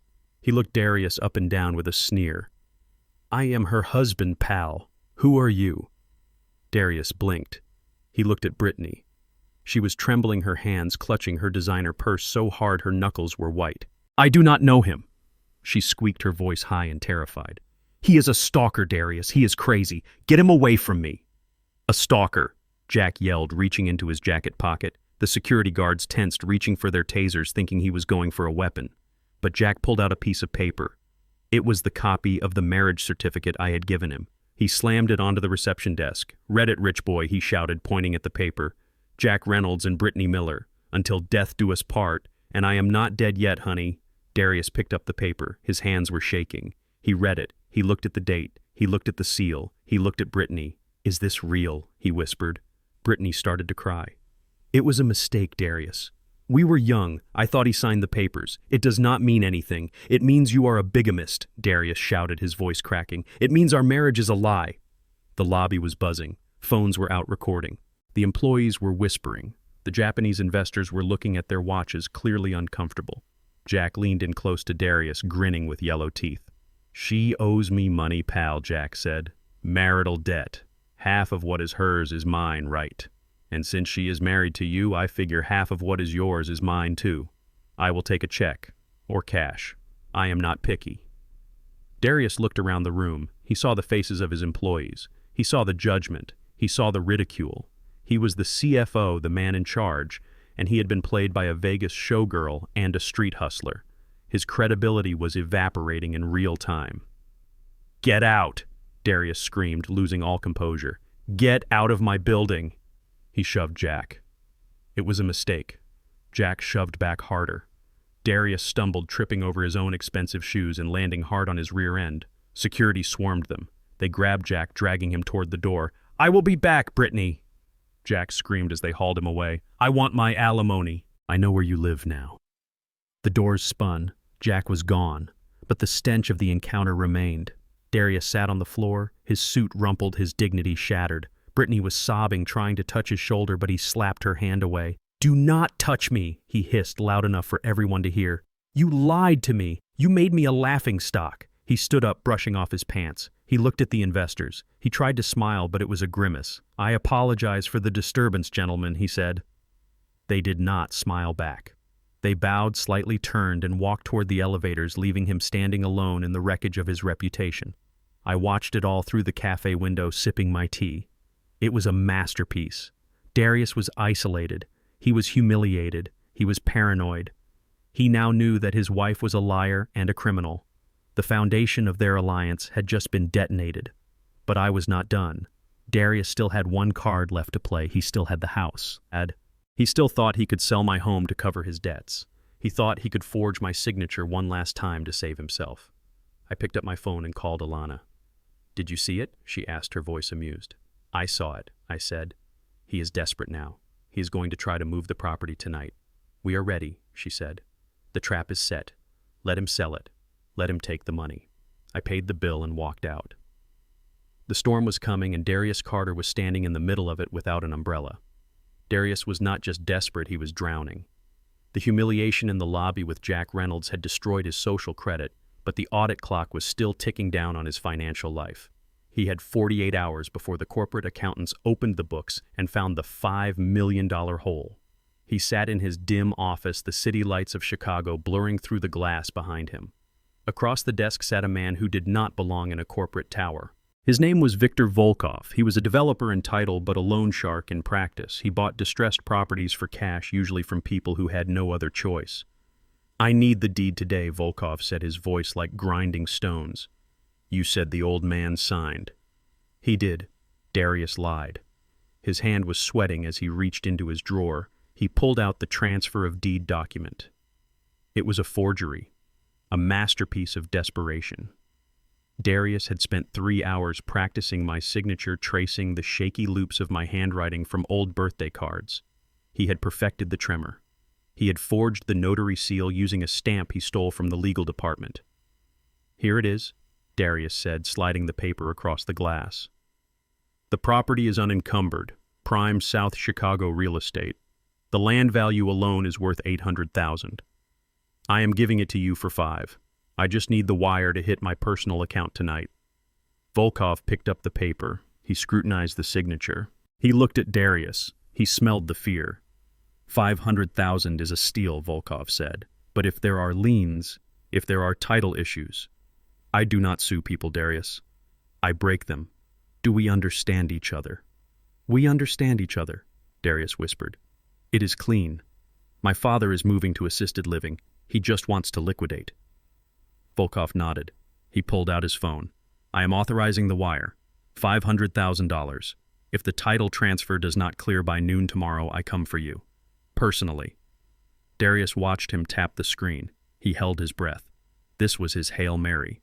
If he got this money, he could leverage it to get a high-interest bridge loan from another lender to cover the embezzlement. It was a house of cards built on a foundation of dynamite, but it was the only play he had left.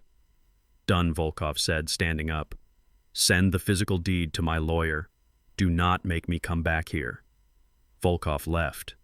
Darius slumped in his chair. He checked his banking app. He refreshed the screen. 0.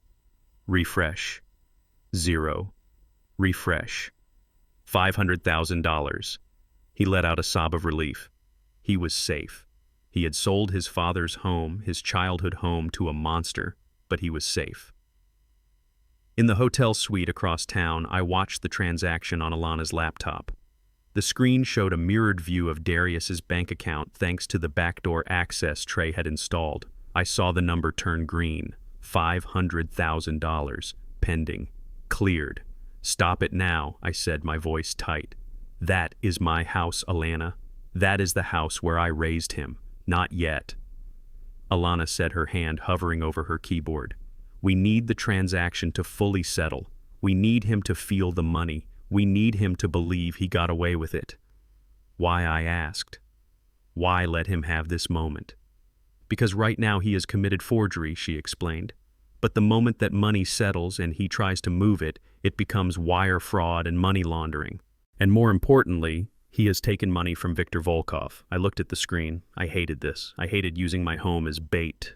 But I remembered the conversation in the basement. I remembered them planning to drug me. I remembered Olivia's betrayal. I hardened my heart. Do it, I said. Alana hit the enter key. We had pre-drafted an emergency freeze order and a fraud affidavit. Alana had connections at the bank's fraud department. The moment she sent the packet, the automated flags would trip. The trap snapped shut. Back in his office, Darius was already typing. He was setting up a transfer to move the $500,000 to the company operating account to hide his theft. He typed in the routing number. He hit transfer. Processing. He smiled. He reached for his scotch glass. Error code 909. Account frozen. Contact risk management. Darius stared at the screen. He blinked. He clicked retry. Error code 909. Account frozen. His heart stopped. He grabbed his desk phone and dialed the bank's VIP line. His hands were shaking so hard he misdialed twice. This is Darius Carter, he shouted when the operator answered. My account is locked. I need to make a transfer immediately. Unlock it. I am sorry, Mr. Carter, the operator said, her voice cool and detached. We received a flag notification regarding a fraudulent real estate transaction. A police report has been filed regarding a forged deed. All assets under your name are frozen pending a federal investigation. What? Darius screamed. What police report? My father signed that deed. According to the affidavit, sir, the owner of the property, Mr. Winston Carter, reported his identity stolen and his signature forged. He is currently with his attorney filing criminal charges. We cannot release any funds. Darius dropped the phone. The room spun. I had reported him. I was not lost. I was not senile. I was watching him. Then his cell phone rang. It was a private number. He knew who it was. He stared at the vibrating phone. It danced across the glass desk. Volkov. He couldn't answer. He had taken the money. The bank had frozen it. He could not give the money back. He could not deliver the house because the title was flagged as stolen.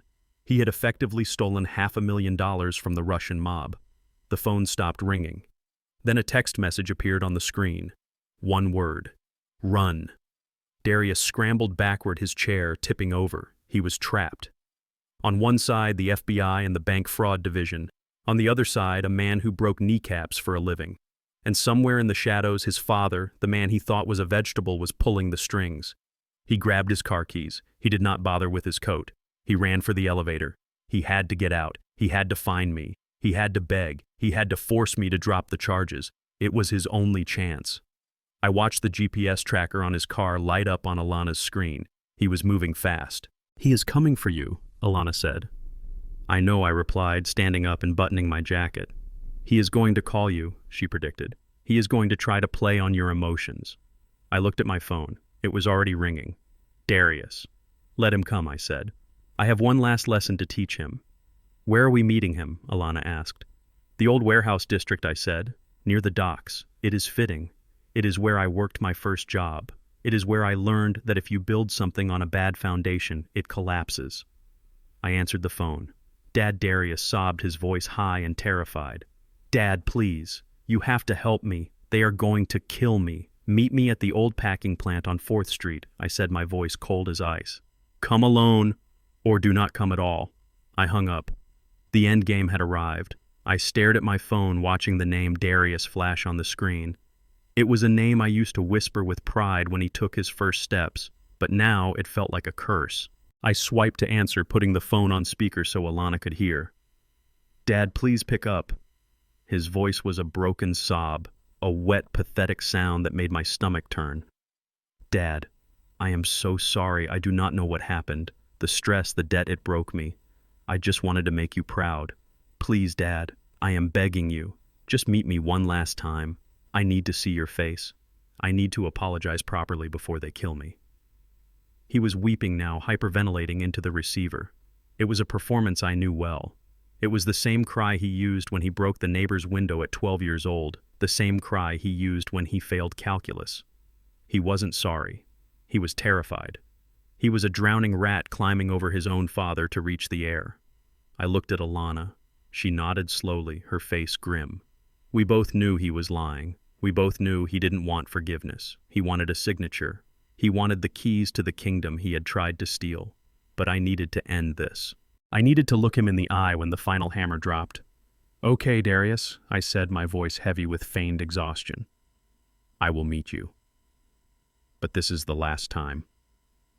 The old packing plant on 4th Street stood like a rotting skeleton against the night sky.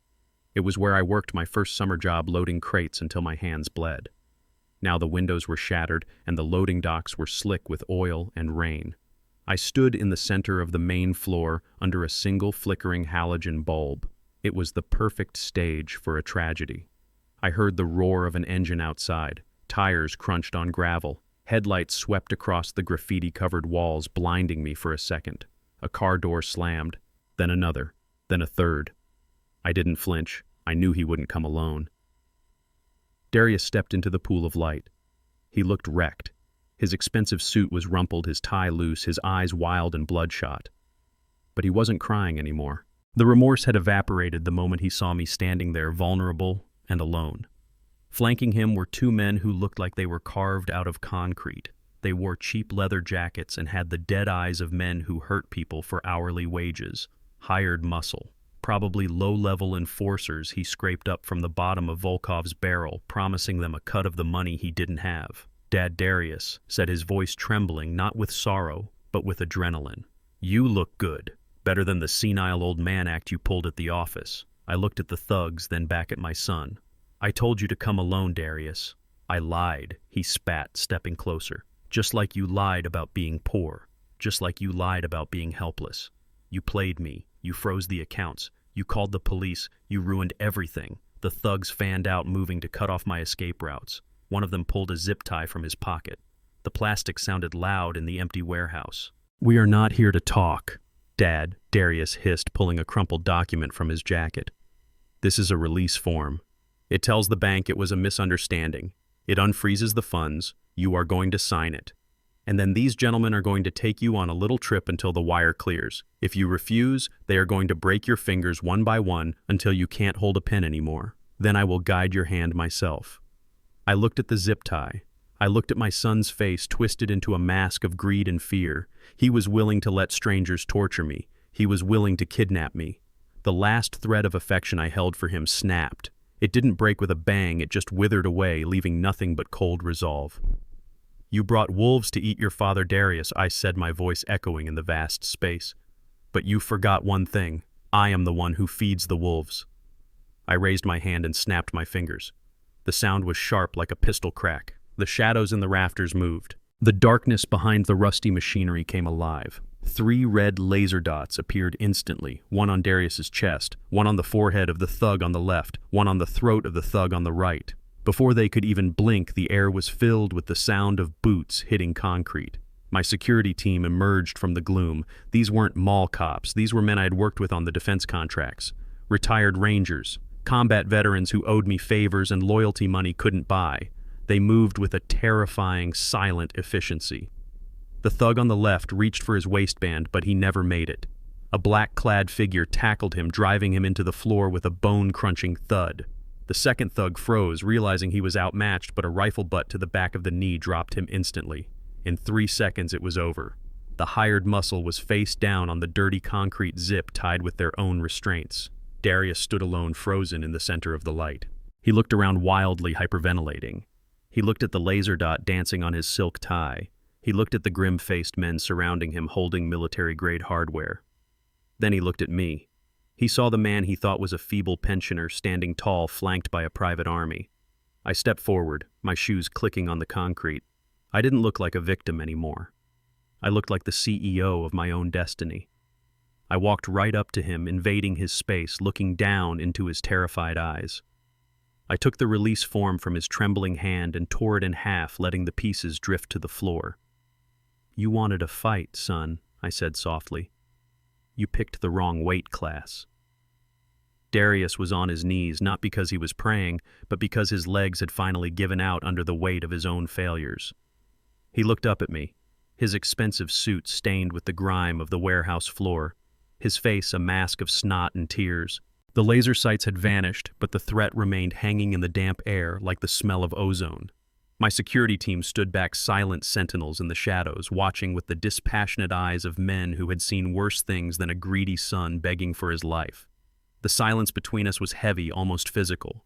It was the silence of a lifetime of love being suffocated.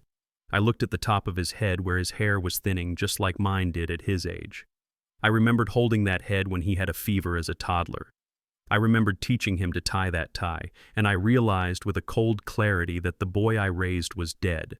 The man kneeling in the dirt was a stranger who had tried to sell my flesh to save his own skin. "Dad." "Please," Darius whispered, his voice cracking.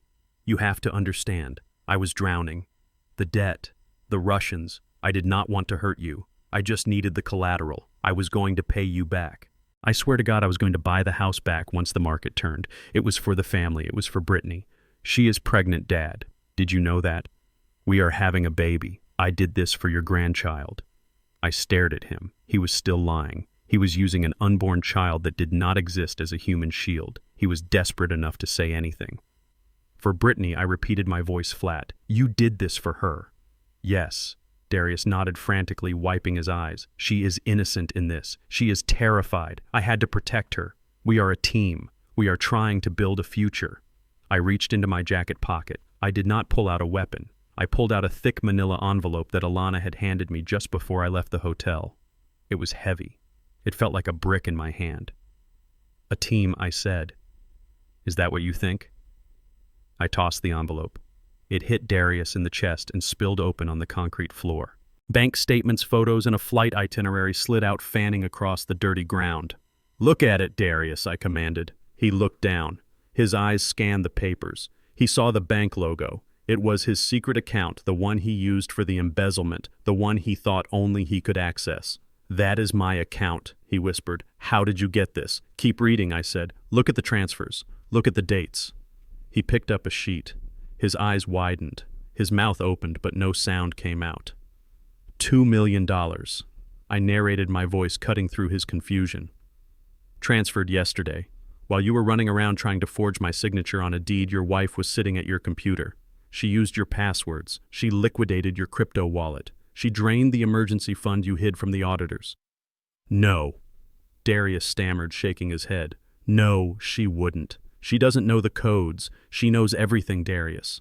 Because while you were sleeping, she was watching. Look at the flight itinerary." He picked up the travel document. It was a boarding pass. "First class, one way. Mexico City connection to Tulum," I said. "Departing tonight at 11:30 p.m. That is in 2 hours. And look at the passenger list, Darius. How many names do you see?"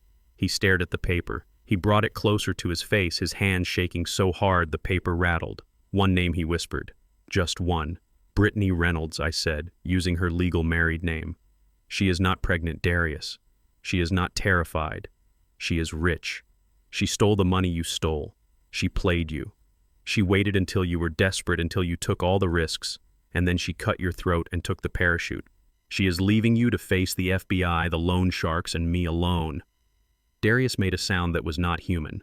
It was the sound of an animal caught in a trap realizing the hunter has arrived.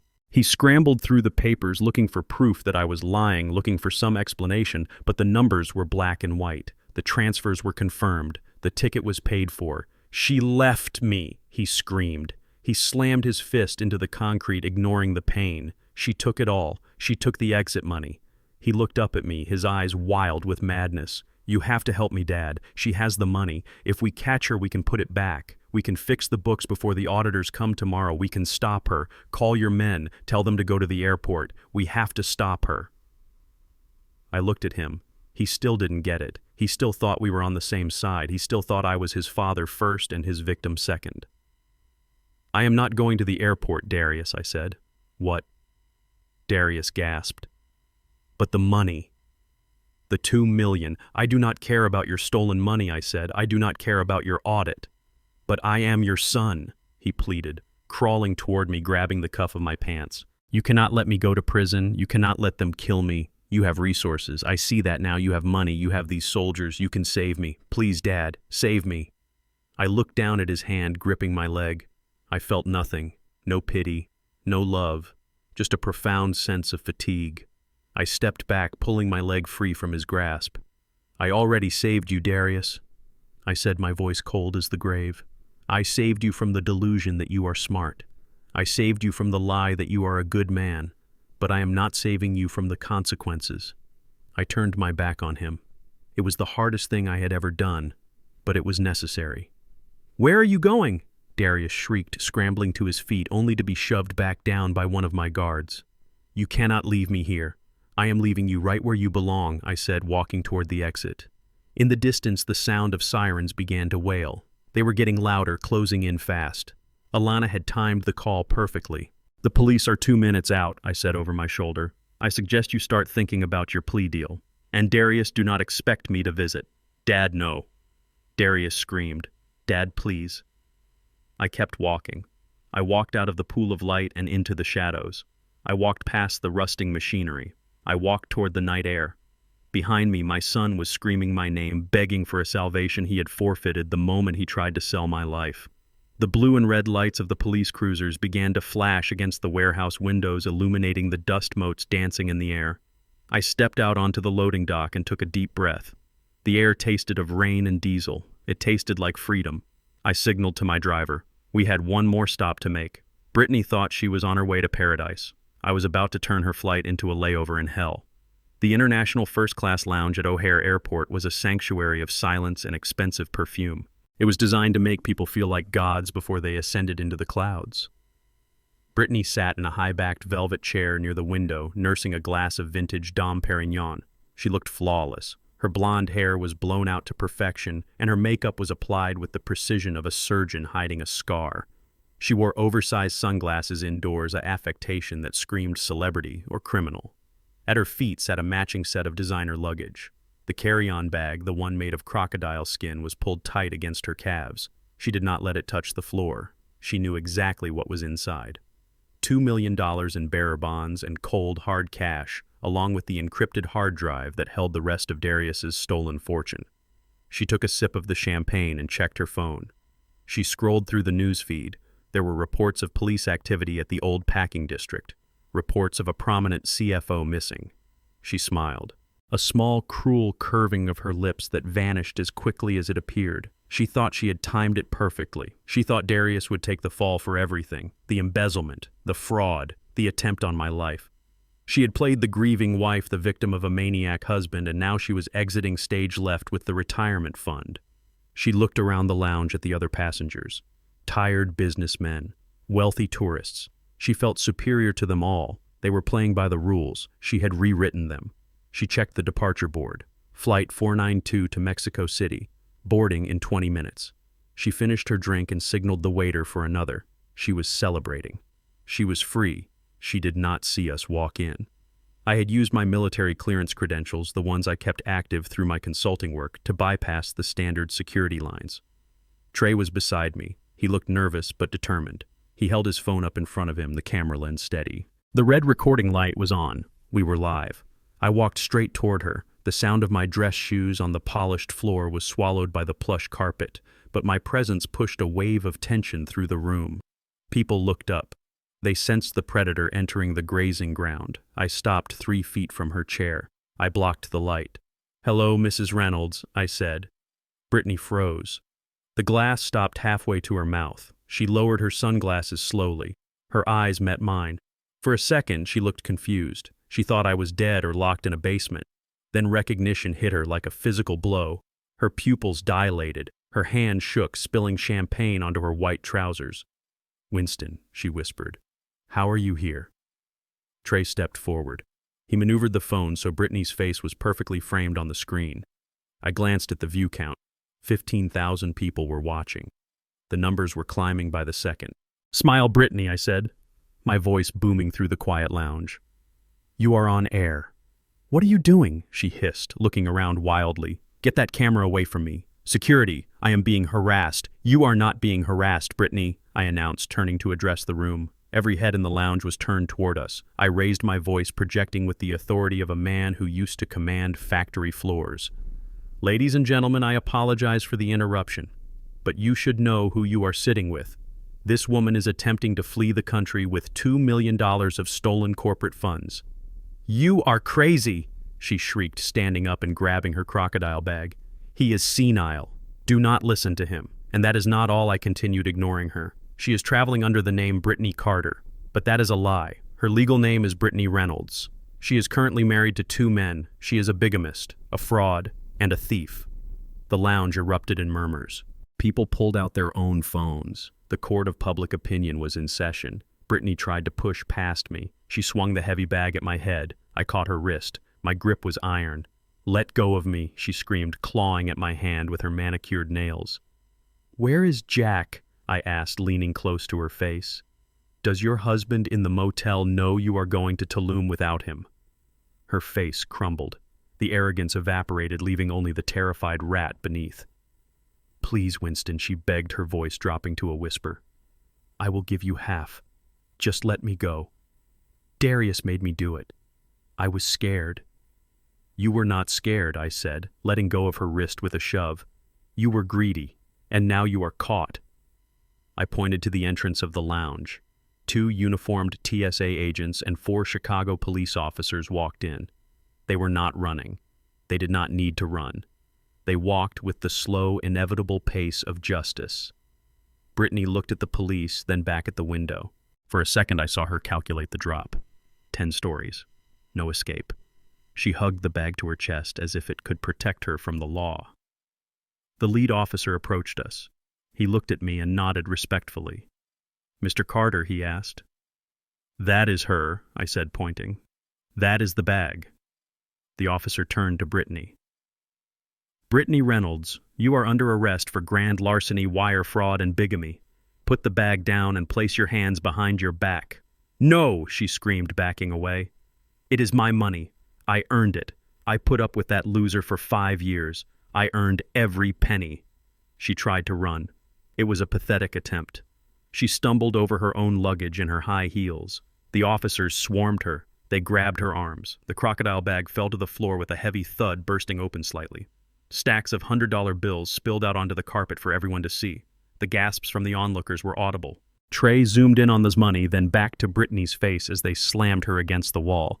"You cannot do this!" she shrieked as the handcuffs clicked shut. "Do you know who I am?"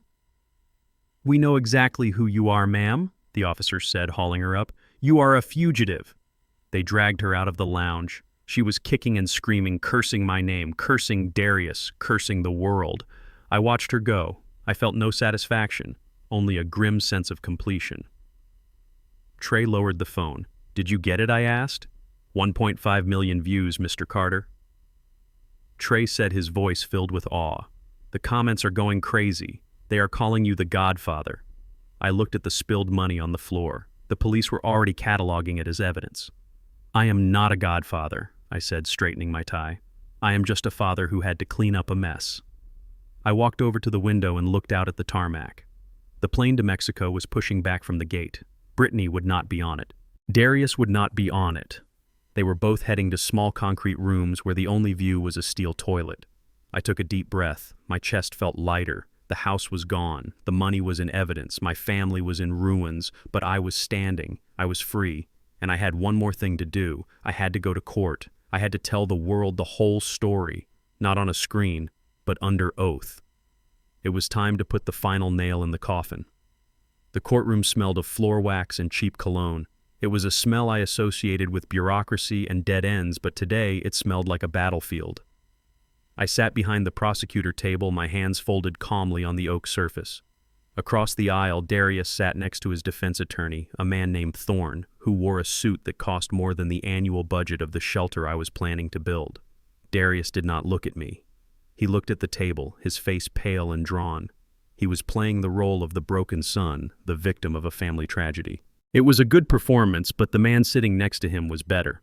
Thorne stood up and walked toward the jury box. He moved with the oily grace of a predator. "Ladies and gentlemen of the jury," Thorne began, his voice smooth and sympathetic. "The prosecution wants you to believe that Darius Carter is a monster. They want you to believe he stole from his father. But what if I told you that everything my client did was an act of desperation to protect a man who no longer knew his own name?" He paused, letting the words sink in. He pointed a finger at me, not an accusing finger, but a pitying one. "Winston Carter is a tragedy. He is a man whose mind has been eroded by age. The prosecution claims he is sharp. They claim he is a mastermind. But we have proof that suggests otherwise. We have proof that shows the reality of living with Winston Carter." Thorne nodded to the bailiff, who dimmed the lights. A large screen descended from the ceiling. I knew what was coming. I had seen the red light blinking in the basement. The video began to play. It was grainy black and white footage taken from the ceiling corner of Darius' basement. In the video, I was sitting on the cot. I was rocking back and forth. My mouth hung open. I looked disheveled, lost. "Martha," I said in the video, my voice cracking and high. "Martha, is that you? Why are you wearing that red dress?" The audio echoed through the silent courtroom. I saw the jurors' faces soften. They looked from the screen to me. They saw a confused old man talking to a ghost. Thorne stopped the video. "You see," he said softly, "this is the man Darius was caring for. A man who hallucinates. A man who forgets where he is. Darius did not steal the house. He took control of the assets to pay for the care his father desperately needed. The medical documents the prosecution calls forgeries were simply an attempt to expedite help for a man who was a danger to himself. The so-called kidnapping was a son keeping his father safe from wandering into traffic."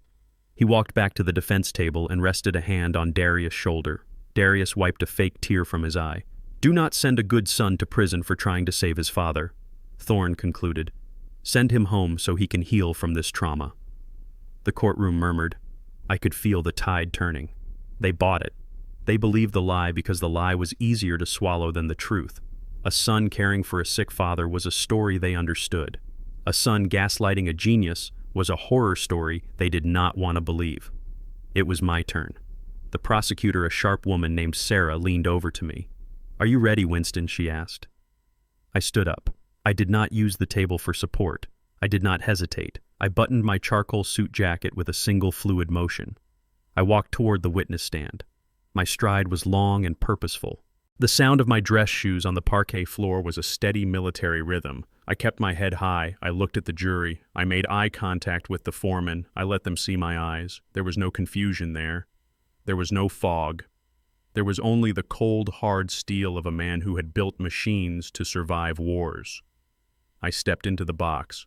I placed my hand on the Bible. "I do." I said, my voice resonating off the back walls without a microphone. I sat down. I did not slump. I sat with the posture of an executive. I looked at Darius. He finally looked up. His eyes widened. He saw the change. He saw the lion in the suit. The color drained from his face completely. He realized in that moment that the video was not his shield. It was his trap. "Mr. Carter," the prosecutor said, standing up, "you saw the video the defense just played. Can you explain what we were looking at?" I turned to the jury. I spoke to them like I was briefing a team of engineers. "You were looking at a performance," I said, my voice steady and clear. I knew the camera was there. I knew my son was watching, so I gave him what he wanted to see. Thorne jumped up. Objection. The witness is speculating. Overruled. The judge said, leaning forward. Continue, Mr. Carter. I knew he was watching because he told me I said. He told me I was his prisoner. He told me I would never leave that basement. But he made a mistake. He thought because I was old, I was deaf. He thought because I was his father, I was stupid. I reached into my inside pocket. Thorne flinched as if I had a gun. I pulled out a small digital drive. I recorded everything I said holding it up. I recorded the conversations they had when they thought I was asleep. I recorded the plan. The prosecutor took the drive. She plugged it into the court system. Please play Exhibit B, she said. The courtroom speakers crackled to life. The quality was crystal clear. It was the recording from the morning I escaped. The recording from the hallway outside my bedroom door. Benjamin's voice filled the room. It was not the sad voice of a grieving son. It was the cold, calculating voice of a conspirator. We make him really lose his mind. We switch his medications. We hide his things. We tell him he did things he did not do. In a month, any doctor will certify that he is mentally ill. The jurors gasped.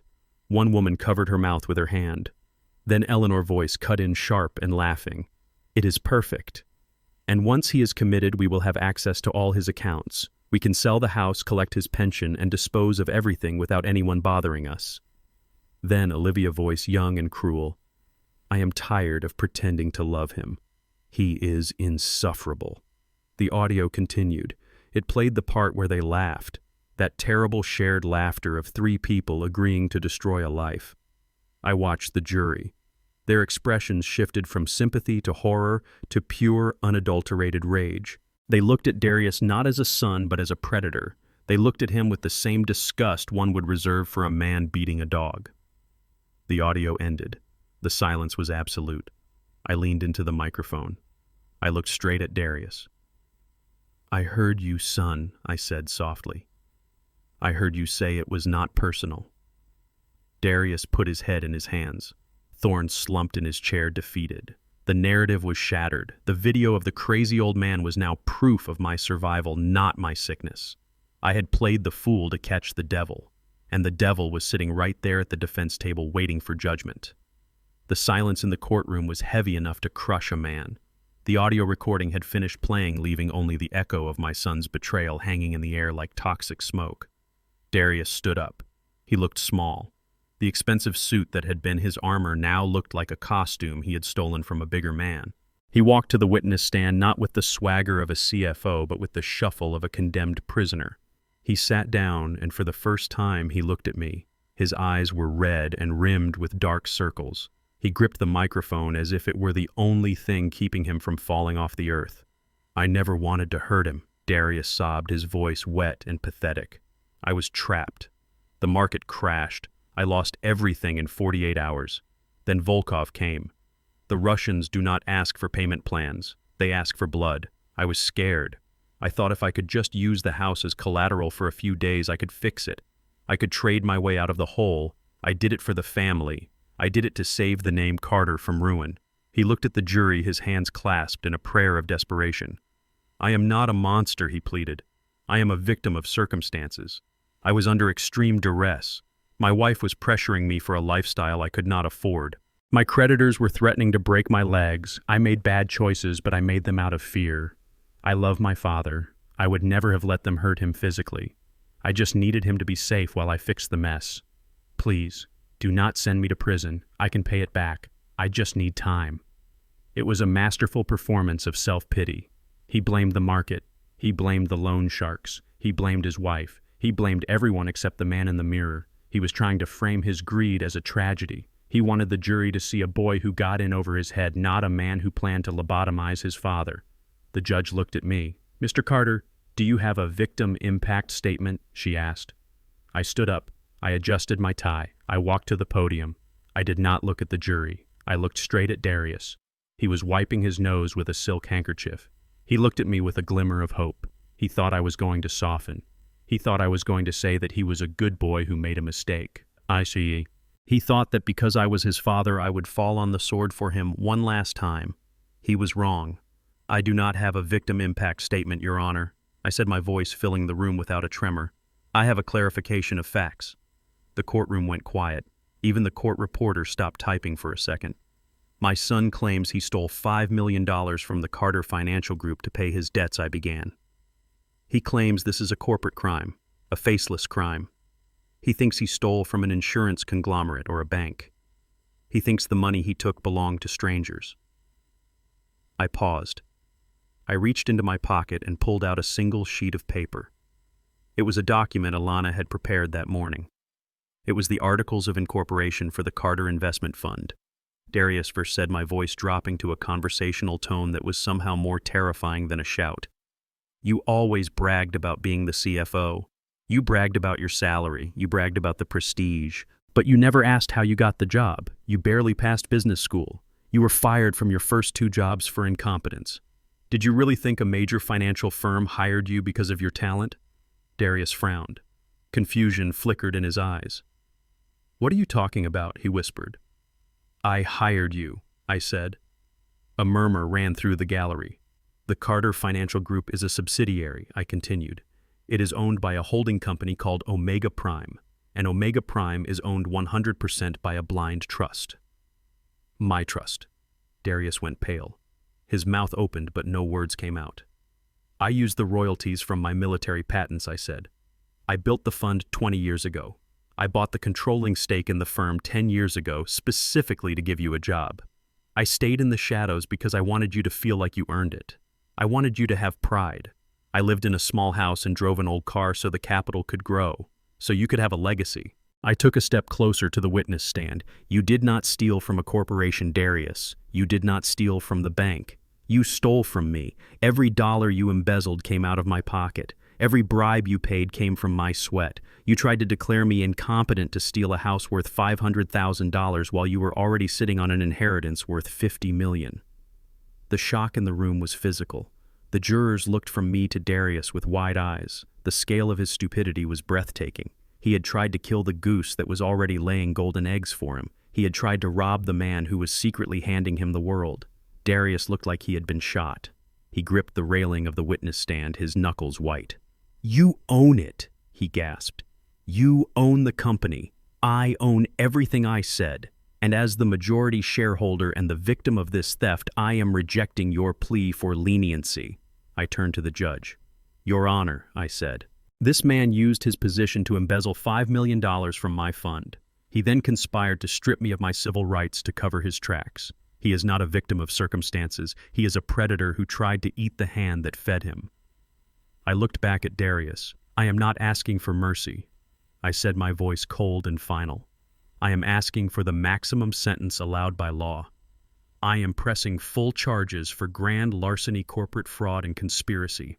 I want him to serve every single day. Darius stood up. He tried to speak. He tried to say, Dad, but the word died in his throat.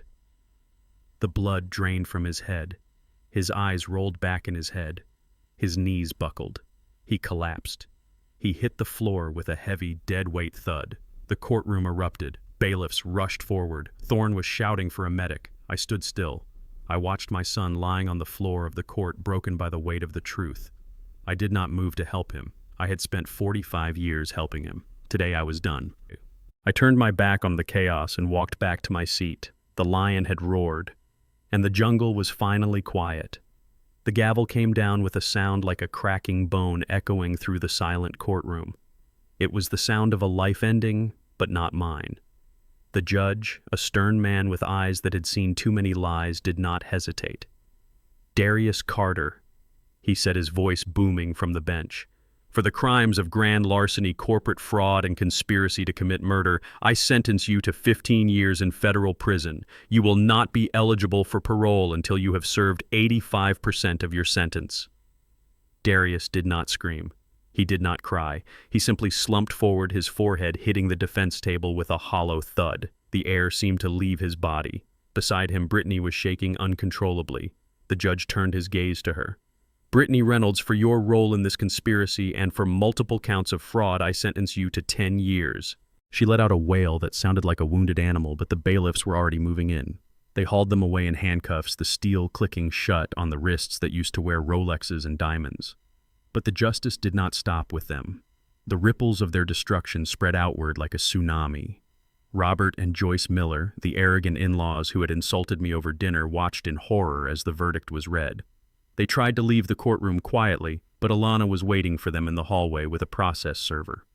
We had filed a massive civil suit against them for conspiracy and aiding in the concealment of assets. The investigation revealed that they had knowingly accepted stolen funds from Darius to pay for their lifestyle. The legal fees and the civil judgment bankrupted them within a month. They lost the house they bragged about. They lost the cars. They were forced to move into a rented 2-bedroom apartment on the edge of town. The empire of arrogance had collapsed, leaving nothing but dust and court records. 3 weeks later, I drove to the federal correctional facility on the outskirts of the city. It was a gray concrete fortress surrounded by razor wire that gleamed in the cold morning light. I did not have to come here. Alana told me to stay away. She said he was dead to me, but I needed to close the book. I needed to see the final page. I walked through the security checkpoints, stripping off my belt and my watch, placing my keys in a plastic bin. The air inside smelled of industrial cleaner and stale sweat. I was led to a small visitation room divided by a thick sheet of scratched plexiglass. I sat on a metal stool that was bolted to the floor. I waited. 5 minutes later, a door buzzed open on the other side. Darius walked in. The transformation was terrifying. The man who walked into the room was a ghost of my son. His head was shaved, revealing a scalp pale from lack of sun. He wore a faded orange jumpsuit that hung loosely on his frame. He had lost 20 pounds. His posture was gone. He shuffled to the chair and sat down, picking up the black phone receiver. I picked up mine. "You came?" Darius said, his voice tinny and distorted through the speaker. "I thought you wouldn't come." I looked at him. I searched his face for the boy I had raised, but he wasn't there. There was only a desperate stranger with hollow eyes. "I came to say goodbye, Darius," I said, my voice steady. "I am leaving Chicago. I am going to travel. I might not be back for a long time." Darius nodded quickly, his eyes darting around the room. "That is good, Dad. Traveling is good. Listen, it is hard in here. Really hard. The food is inedible. It is slop. And I need things. Basic things. Toothpaste. Soap." He leaned closer to the glass, his breath fogging the plastic. "I need commissary money, Dad. Just a little. Please. I need to buy ramen. The noodles are the currency in here. If I have ramen, I can pay for protection. I can pay for extra food. Just put $500 in my account. That is nothing to you now. You have millions. 500 is pocket change. Please, Dad. I am hungry." I stared at him. This was the man who had sneered at my plastic bowl of oatmeal. This was the man who had thrown away a $5 million career because it wasn't enough. Now he was begging for instant noodles. He was bargaining for soap. It was pathetic. It was tragic. And it was exactly what he deserved. He still didn't get it. He still thought my money was the solution to his problems. He still thought he was entitled to my help. "I am not giving you money, Darius," I said. His face fell. His eyes filled with panic. "Why not?" he whined. "You have so much. You won. You beat me. Why do you have to be cruel?" "I am your son. You are not my son," I replied. "My son died the day he decided to sell me to a nursing home. You are just an inmate. And you stole $5 million, Darius. You should have saved some of it for ramen." I reached into the canvas bag I had brought with me. Darius's eyes lit up again. He thought I was bluffing. He thought I was reaching for my wallet. He thought he had worn me down like he always used to. I pulled out a book. It was a small paperback, dog-eared and worn. The cover was faded. It was a copy of the Nicomachean Ethics by Aristotle. I had read it to him when he was a teenager, trying to teach him about virtue, about the golden mean, about living a good life. He had ignored it then. I slid the book into the transfer slot in the metal partition. "I am giving you this," I said.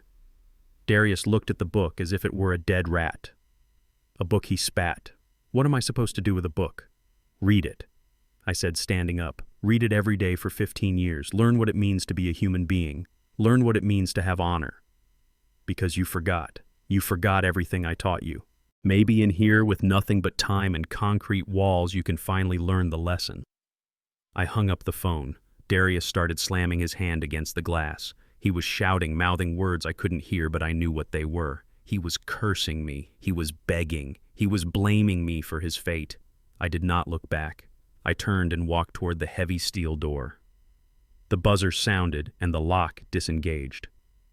I pushed through it, leaving the gray world of the prison behind. I walked out into the parking lot. The sun had broken through the clouds. It was a bright, blinding light that warmed my face. I took a deep breath, filling my lungs with fresh air that didn't smell of bleach or betrayal. I looked at the sky. It was vast and blue. I was 70 years old. I was alone. But I was not lonely. I felt lighter than I had in 20 years. The weight of the lies was gone. The weight of protecting a man who wanted to destroy me was gone. I walked to my car, my steps firm and strong, and I had a meeting with Trey. I had a fishing trip to plan. I had a life to live. And for the first time in a long time, I was driving the car. I turned the key and the engine roared to life. I didn't look in the rearview mirror. There was nothing back there for me anymore. Just the past. And I was heading straight for the future. Alana Ross placed a single sheet of paper on the mahogany desk of my new penthouse office. It was not a legal threat or a court order. It was an actuary table. It showed the life expectancy of a black male in America aged 70. The numbers were cold and mathematical. They said I had 12 years left, maybe 15 if I kept eating my vegetables and avoided stress. I looked at the paper, then out the window at the Chicago skyline. The Omega Trust had grown. With the liquidation of Darius assets and the civil judgments against the Millers, the fund was now sitting at $60 million. It was a war chest without a general. "You need to make a decision, Winston," Alana said, her voice cutting through the silence. "If you die tomorrow, the state takes 40%. The rest goes into probate. Distant cousins you have never met will come out of the woodwork. They will pick your bones clean just like Darius tried to do. You spent 45 years building this. You spent the last month fighting to protect it. Who is going to guard the gate when you are gone?" I picked up the pen. I spun it between my fingers. I thought about the empty house in South Chicago. I thought about the nursery I had painted for Darius when he was a baby. I had built an empire for a bloodline that had rotted from the inside out. I had wealth, but I had no heir. I had a legacy, but no one to carry it. "I do not want a foundation, Alana," I said, standing up and walking to the window. "I do not want my name on a library wing. That is vanity. I want my values to survive. I want the person who gets this money to know what it feels like to work for it, to know what it feels like to be afraid and do the right thing anyway." Alana nodded. She knew who I was talking about. She reached into her briefcase and pulled out a thick file. "He is a good kid, Winston," she said. "He passed the background check. He has a wife named Sarah. They have a baby girl due in 2 months. He is working double shifts at a mid-level accounting firm because no one will hire him after the Carter scandal. He is blacklisted by association even though he was the whistleblower. He is broke. He is tired. And he has not asked you for a dime. That is why he is the one," I said, turning back to her. "Bring him in." Trey walked into my office an hour later. He looked nervous. He was wearing a cheap suit that was slightly too big for him, likely bought at a thrift store for job interviews. He held his hat in his hands. He looked at the opulent surroundings, the leather furniture, the view of the lake, and he looked terrified. He thought I was going to fire him from the consulting gig I had given him. He thought I was done with him. "Sit down, Trey," I said, pointing to the chair opposite me. He sat on the edge of the seat, his posture rigid. "Mr. Carter," he said, his voice shaking slightly. "If this is about the filing errors in the audit report, I can fix them. I was up late with Sarah. The baby is kicking a lot and we are trying to figure out the hospital bills. It is not about the audit," I said. I slid a document across the desk. It was not a check. It was a petition for adult adoption. Trey looked at the paper. He read the title. He frowned. He looked up at me, confusion clouding his eyes. "I do not understand," he whispered.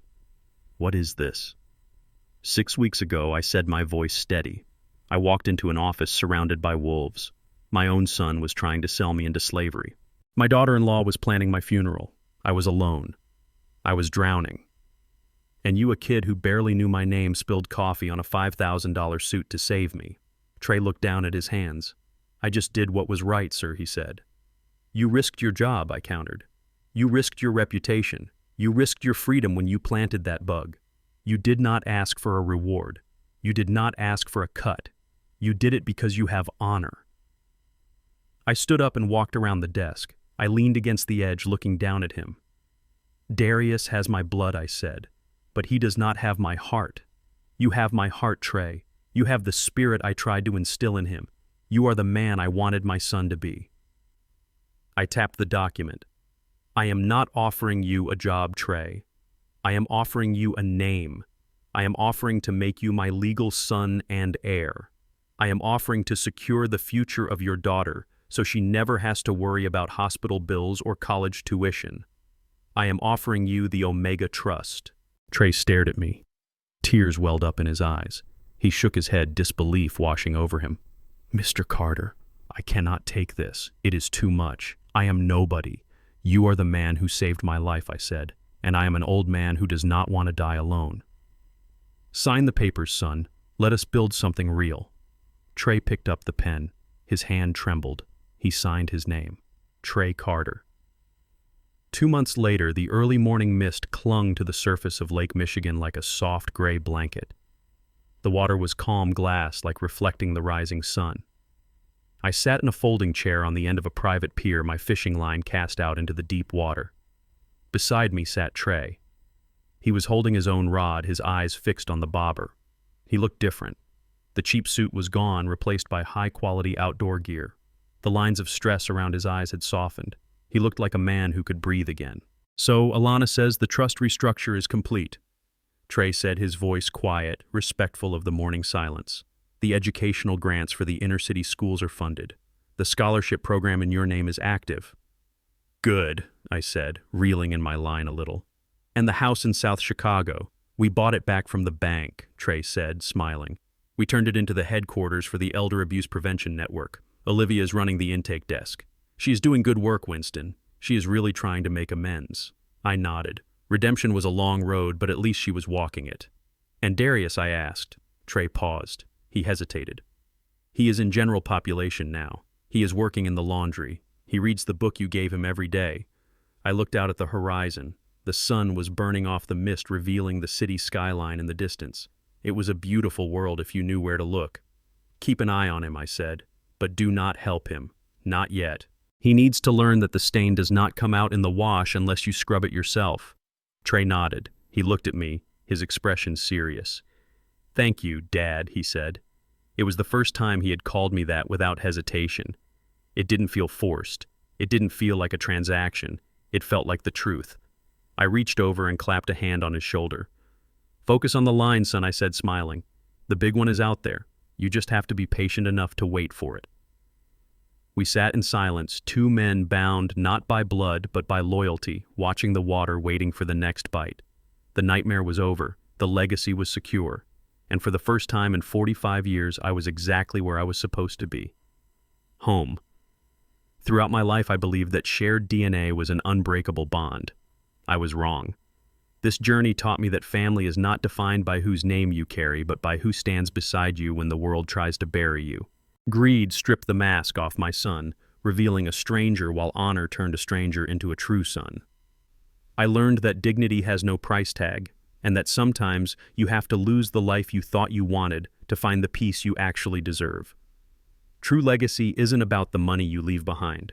It's about the values you pass on to those worthy enough to carry them. If this story resonated with you, please hit that like button and subscribe for more tales of justice. And tell me in the comments, do you believe Darius deserves a second chance after he gets out of prison, or are some bridges meant to burn forever?